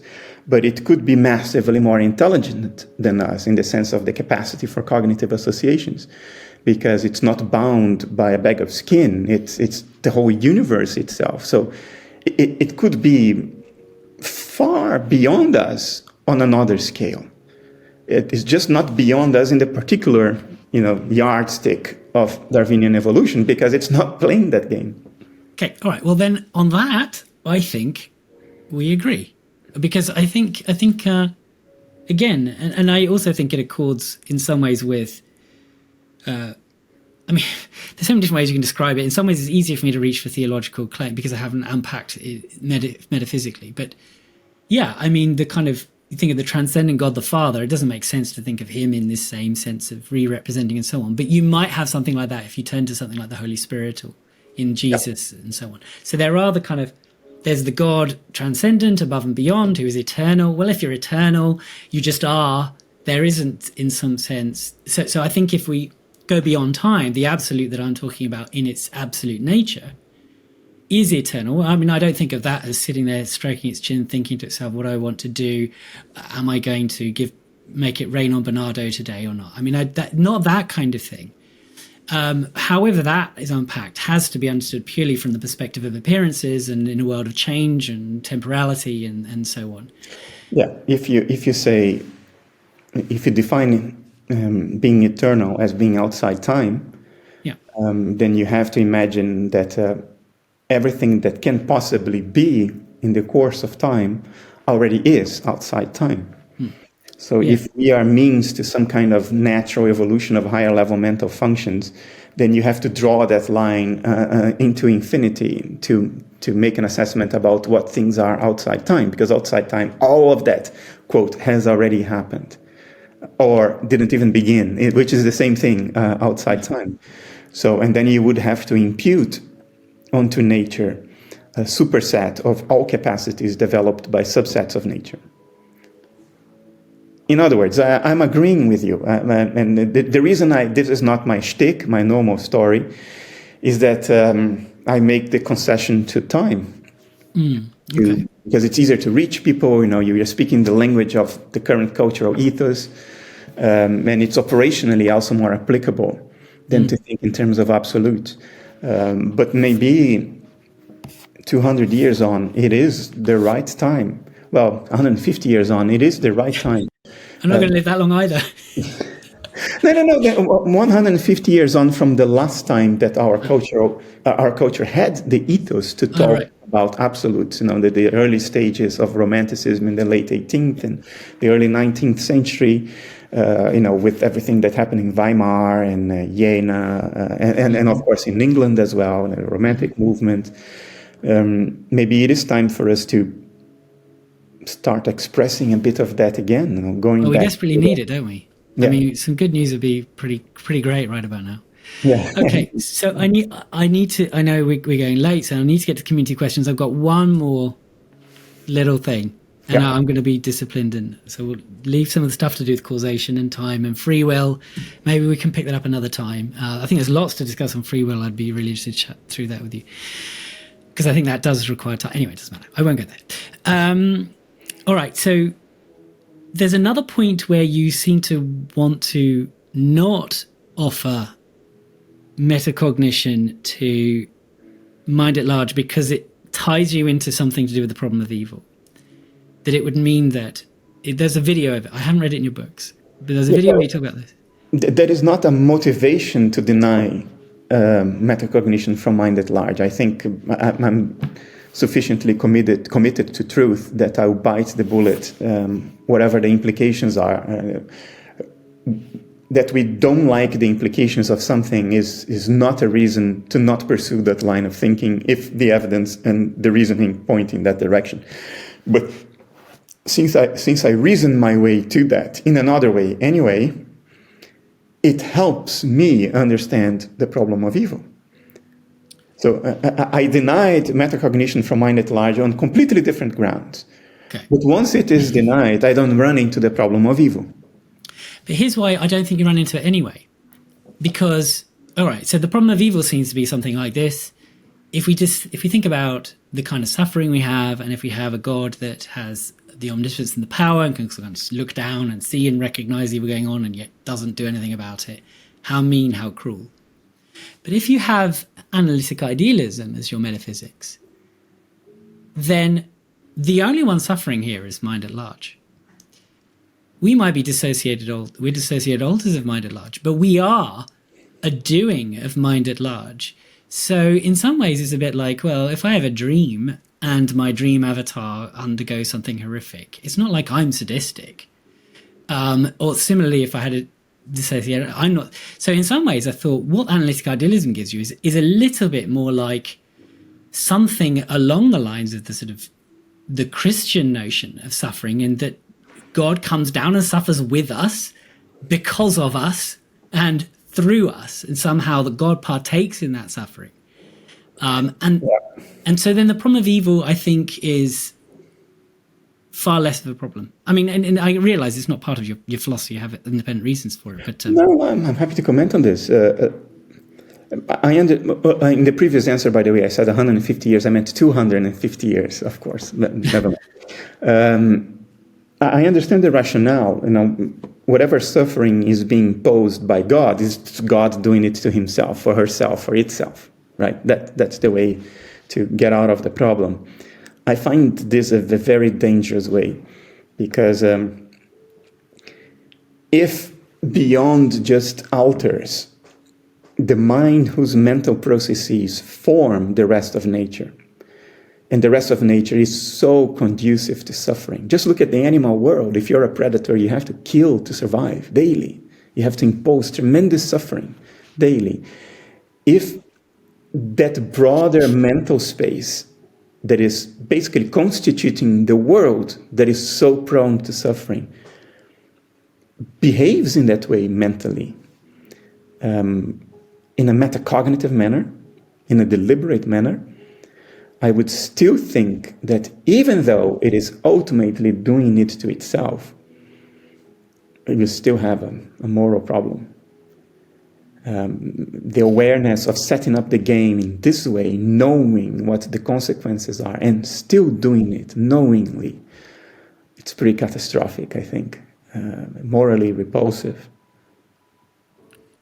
Well, okay. We really can't jump in. I mean, it would depend on, I suppose, the alternatives and so on. I mean, we're talking about. Look, I think that yes, if you are an absolute idealist of my kind, you have to address the how to accord evil and error and ugliness or corruption, the antitheses of the true, the good, and the beautiful. Because if you have that sort of Parmenidean idea of there is only what is not is nothing, then evil, you can't simply say, oh, it's a deprivation and that's it. Because it's not. I mean, there's physical positivity to suffering, right? And so that has to be accounted within a view of the absolute, such that you can say, yes, there exist these things, but on a fundamental level, somehow these things are consummated or consumed in something bigger. You're going to have to do something like that. And that is a certain rope you have to walk that maybe you don't get in such bad way. I haven't thought it through enough to be worth spending our precious last few minutes on that. But it is something that'd be worth returning to. But I guess it was just sort of on the surface of it. I think analytic idealism provides at least some of an answer to, if it were metaconscious, it blunts at least the problem of evil, where it's like God looking at something that isn't him and just decides to bash it or zap it with a lightning bolt or watch it die of cancer as a child. Well, it's not quite that. It's not that kind of Richard Dawkins shake my fist at the sky kind of stuff. So anyway, right. I really need to get these community questions. This has been so interesting. Not at all what I planned for, but that's been much better than that. So, all right. I'm just reading out what people have given me to ask you. Okay. So one question, why idealism? A rejection of materialism doesn't warrant it. A view which takes both the physical and the mental as fundamental aspects of reality is more in line with our basic intuitions. And I've just put here brackets, i.e. why not dualism? That seems to be what I was... The interaction problem, the lack of parsimony, the severe lack of explanatory power in some corners of the argument. Arguments are not made arbitrarily. You are trying to have as much explanatory power as you can, remain as internally consistent as you can, as empirically adequate as you can, and as parsimonious as you can. Otherwise, we have to accept the flying spaghetti monster, which is coherent. It is empirically adequate. Flying spaghetti monster is moving the planets around the sun using its invisible noodly appendages. Well, guess what? The planets do move around the sun. So why do we reject that for general relativity? Well, it's because of parsimony arguments.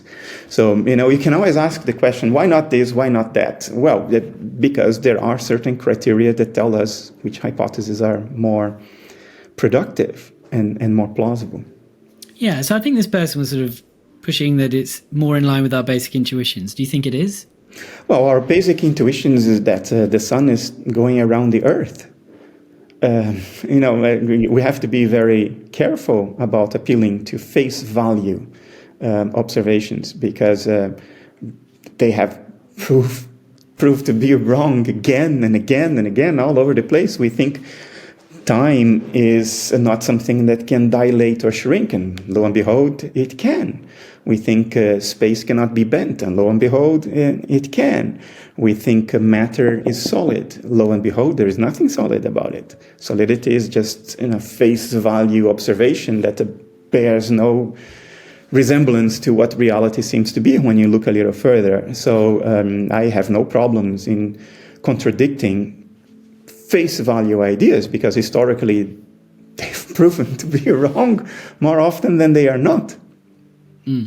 Okay, thank you. That's good. Okay, this is one that lots of people asked, and I picked one version of it, but yeah. So why pick a monistic idealism instead of a more pluralistic idealist metaphysics like that of Leibniz, Berkeley, or McTaggart? Is there any reason other than some appeal to parsimony, since monism involves just one metaphysical principle? Well, I would argue that Berkeley I would argue that all idealists are monist idealists, in the sense of there being only one essence, only one substance. Now, you can build in all kinds of dualisms within a monism, so long as those dualisms are not about essence, about substance. So, for instance, under analytic idealism, there is an obvious dualism, me and world, that's defined by a dissociative boundary. So, something that is a monism in terms of substance can accommodate layers of dualisms that are not substance dualism.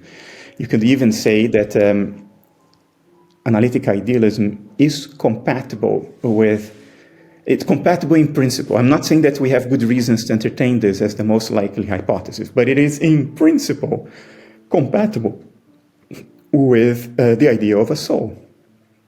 You can work it into idealism. I don't think we have good reasons to do that, but you can work in hierarchical dissociations, such that when the lowest level dissociation ends and we are dead, we fall back into a higher level of dissociation that can redissociate, and that would be a soul reincarnating. So it wouldn't be substance dualism, but it would work as if substance dualism were true, because in practice, operationally, things would look the same. Again, I don't think we have good reasons to think of that as a good hypothesis, but it is in principle compatible with an idealism. So if one has some extremely strong dualist intuitions, and I'm not immune to those either, it is possible to find space for it in monistic idealism. You just have to regard this duality not in terms of substance, but in terms of configuration, setup, circumstances, whatever. Yeah, so I think the person's getting at sort of Leibniz ideas of the monads, McTaggart's ideas about there not being some overarching unifying consciousness behind it. There are only a collection of minds. So with McTaggart, he thinks that, so he's rejecting the Bradleyan rejection of relations. He thinks there are relations, and that in eternity there are just us as minds in relations of love. That's sort of in eternity. So he has this sort of idea. So the question of monistic in substance, that's what makes it idealism. But then it's a question of, and how many minds are there? Now it seems to me that the reason you come across as a monist is you end up by saying we're just doings and there's this sort of one underlying substrate, and that's where the monism comes in. But the question would just be, how real do you take the relations of, say, the Markov blankets or the dissociation boundaries? If they are kind of real, do you actually end up with a pluralistic idealism? I think in practice you do, but not fundamentally.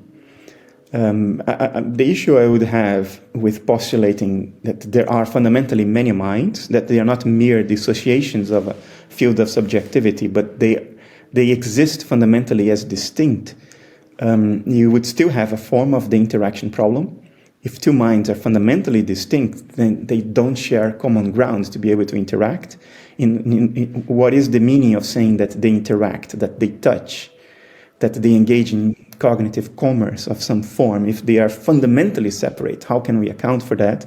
Under idealism, analytic idealism, you don't have that, because it's just the patterns of excitation of the same field, which interacts with itself. That's rather trivial. You also have an issue of how did things...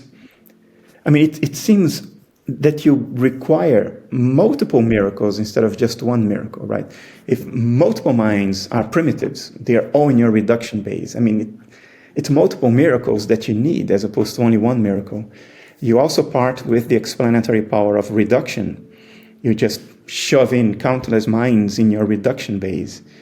Is that better from an analytic point of view than to reduce that multiplicity into a unit, which is what we've been trying to do all along, because it's explanatorily more powerful, avoids the interaction problem, avoids the combination problem, and it's just more satisfying. Now, I will acknowledge that there is nothing written in stone in nature saying that the correct explanation is always the most parsimonious with the smallest reduction base. But if we part with that principle, we open the gates to all kinds of nonsense. So I'm not willing to part with that. I agree with you. I mean, obviously, I'm a monistic idealist as well. And you're touching on some of the reasons that I would give as well, to do with... you can't make sense of a relation unless it's within a higher unity and so on. But anyway, okay, good. I've got this one. Kastrup talks a lot about qualia, but another seemingly irreducible aspect of mind is intentionality. He wants to think of mind at large as lacking intentionality. Okay, so I think we talked about that one. So they're just saying, don't you want intentionality baked into your system in the same way as you want consciousness baked in? So he's using intentionality in the way you use the word. not as aboutness, but No, I as think it probably is aboutness. I think it probably is aboutness, because there are those arguments against materialism, that a hard problem of intentionality, that you can't get aboutness from the material world, the representation even. Yeah. Well, the moment an outer forms, you have aboutness on both sides. The outer perceives the broader context in which it is inserted as an external world. So there is aboutness there. Its internal mental states refer to external states. But the other way around happens too, in principle. Of course, the order of magnitude here is very different, right? It's like the universe perceiving this tiny little pissant thing that is a dissociated outer. But in principle, it too will have aboutness regarding our internal mental states, because the dissociation with the Markov blanket defines two domains that interact through the Markov blanket. So it goes both ways. So from that perspective, you could say that intentionality, aboutness, arises as a direct consequence of dissociation. It is what dissociation does. It is what the Markov blanket does. It creates this bidirectional aboutness from both sides of the dissociative boundary. Mm-hmm. Of course, only one side is meaningful. The other one is diluted into the immensity of whatever the mind of nature is processing right now. But still, in principle, it happens symmetrically. Yeah. Okay. Yeah. Good. I hope that helps that one. Okay. If the world we perceive is just data on a dashboard, or simply what consciousness looks like from across a dissociated boundary, then how come the birth of a new body in the physical world seems to trigger a dissociation of consciousness, i.e. the dissociation of a new separate mind from mind at large? If the physical world is mere appearance, then surely such an appearance should not have any causal powers over the more fundamental substance that is mind at large, or am I missing something here? So I guess this is what you talk about, this spinning off thing, isn't it? Really? Yeah, I don't think the birth causes anything. I don't think even the new dissociation is formed at birth. I think it's formed after fecundation, when you have the zygote. That's where the kern of the new dissociation starts, and then it elaborates on itself in the womb and after you are born and you grow. I don't think a body causes anything. I don't think a birth causes anything. I don't think fecundation causes anything. I think fecundation is what spinning off a new alter looks like. Birth is what a certain stage in the development of that new alter looks like. There is no causality in the physical world. The physical world is what mental causality looks like. Mm-hmm. For a lot of people, I realize that it's very difficult to make this jump. Yeah, no, yeah. You can think of it this way. If the physical world is what is on the dashboard, what we call physical causality are the correlations between the movements of dials in the dashboard. So if every time this dial goes like this, the other one goes like that, shortly afterwards, we say this dial movement caused this dial movement.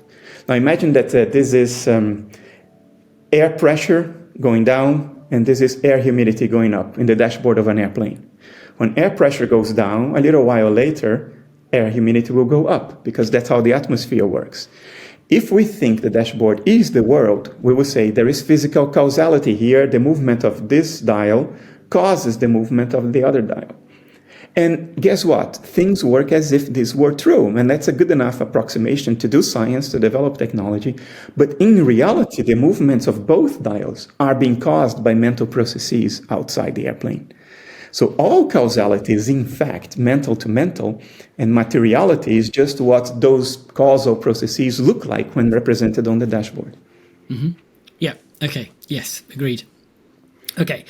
Question. I still don't understand why to attribute the cause of metacognition to a phenomenon that is only a dashboard representation of universal consciousness.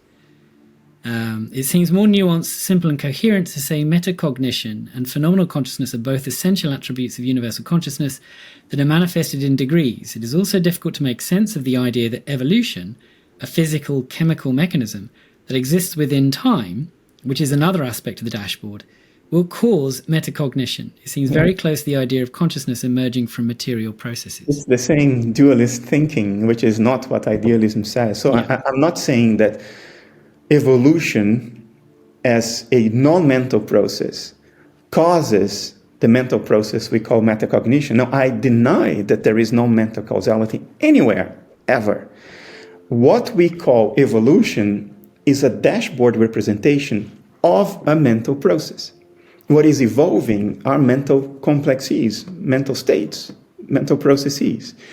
That looks like what we call evolution when it's represented on the dashboard. So I'm not saying that evolution, physical evolution, causes a mental state. What I'm saying is that what we call physical evolution is the external appearance of a mental process of changes.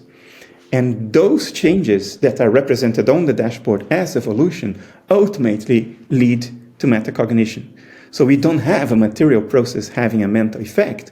What we have is an evolutionary mental process that looks like something on the dashboard, and we call that material evolution. But it is devoid of causal powers. It's an intermediary towards the actual thing happening. Yeah, so because you've given an explanation in the previous one of metacognition arising, you're appealing to some certain theory, but you talked about how the brain developed certain loops and pathways and so on. So presumably those minute changes in the evolutionary story is what it looked like for exactly mind at large to have a dissociation with metacognition. Yeah, and within that dissociation, the mental topology within that dissociation changes over time, and that may look like on the dashboard as a brain evolving, re-entrant loops of neural processing, and that all of that stuff is appearance. It's not cause. It's what the thing looks like. Mm-hmm. Okay. Yeah. Great. And then last one. So.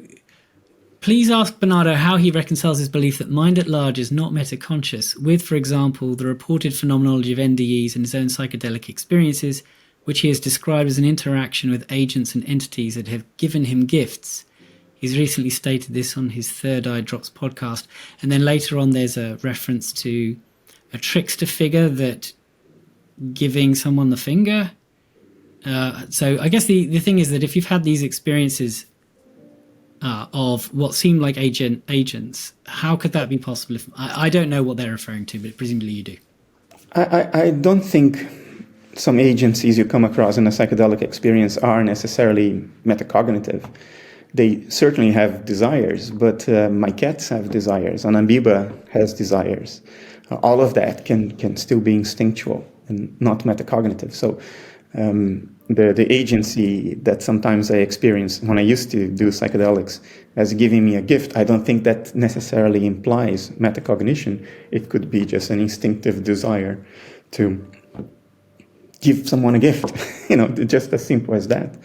Do they use language? No. Do the agents that you're talking about ever talk to you? No, I think these are layers of mentation that are phylogenetically speaking so ancient that they precede the rise of symbolic processing in our minds. In other words, they don't speak any language. It's layers underneath that. And they can't speak language. It's mental complexes that are very deep in the human mind, and they go back to pre-human stages of evolution. But they still have instinctive desires and needs. We know that from depth psychology.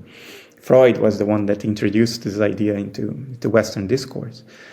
The idea here, what I maintain is that mind at large does not have the capacity, the mental topology to generate metacognitive insights itself. But I'm open to the possibility that we, which are beings that evolved those higher level mental functions, can generate these metacognitive insights, which are then inherited by mind at large. So there can be metacognitive insights at mind at large, but I think they would have been generated by living beings and not by mind at large itself. Mind at large is the inheritor of that. It's the harvester of those insights. So in an NDE, and here we are in all kinds of speculative territory. So I will play the game by saying, okay, assuming that these things really happen, what would the account of these look like under analytic idealism? I think it is reasonable to hypothesize even if it's not the best hypothesis, it is coherent to hypothesize that life complexes or networks of mental states that once are part of a living being can maintain their coherence after the dissociation ends because of the emotional charge of the associative links that keep them together, like atoms stay together in a molecule. You have to spend energy to disconnect them. So it's possible that those are drifting out there in our cognitive neighborhood, and that if somebody undergoes an NDE, namely a temporary weakening of the dissociative boundary, then it's coherent to say one could gain access to that stuff that is drifting out there. And those may contain metacognitive insights. So I'm not saying that there are no metacognitive insights out there. All I'm saying is that original metacognitive insights cannot be generated from scratch out there. Okay. Yep, I think I follow that. I haven't watched those sorts of things, but I think I can see where you're going with that. Okay, so that's all of the community questions.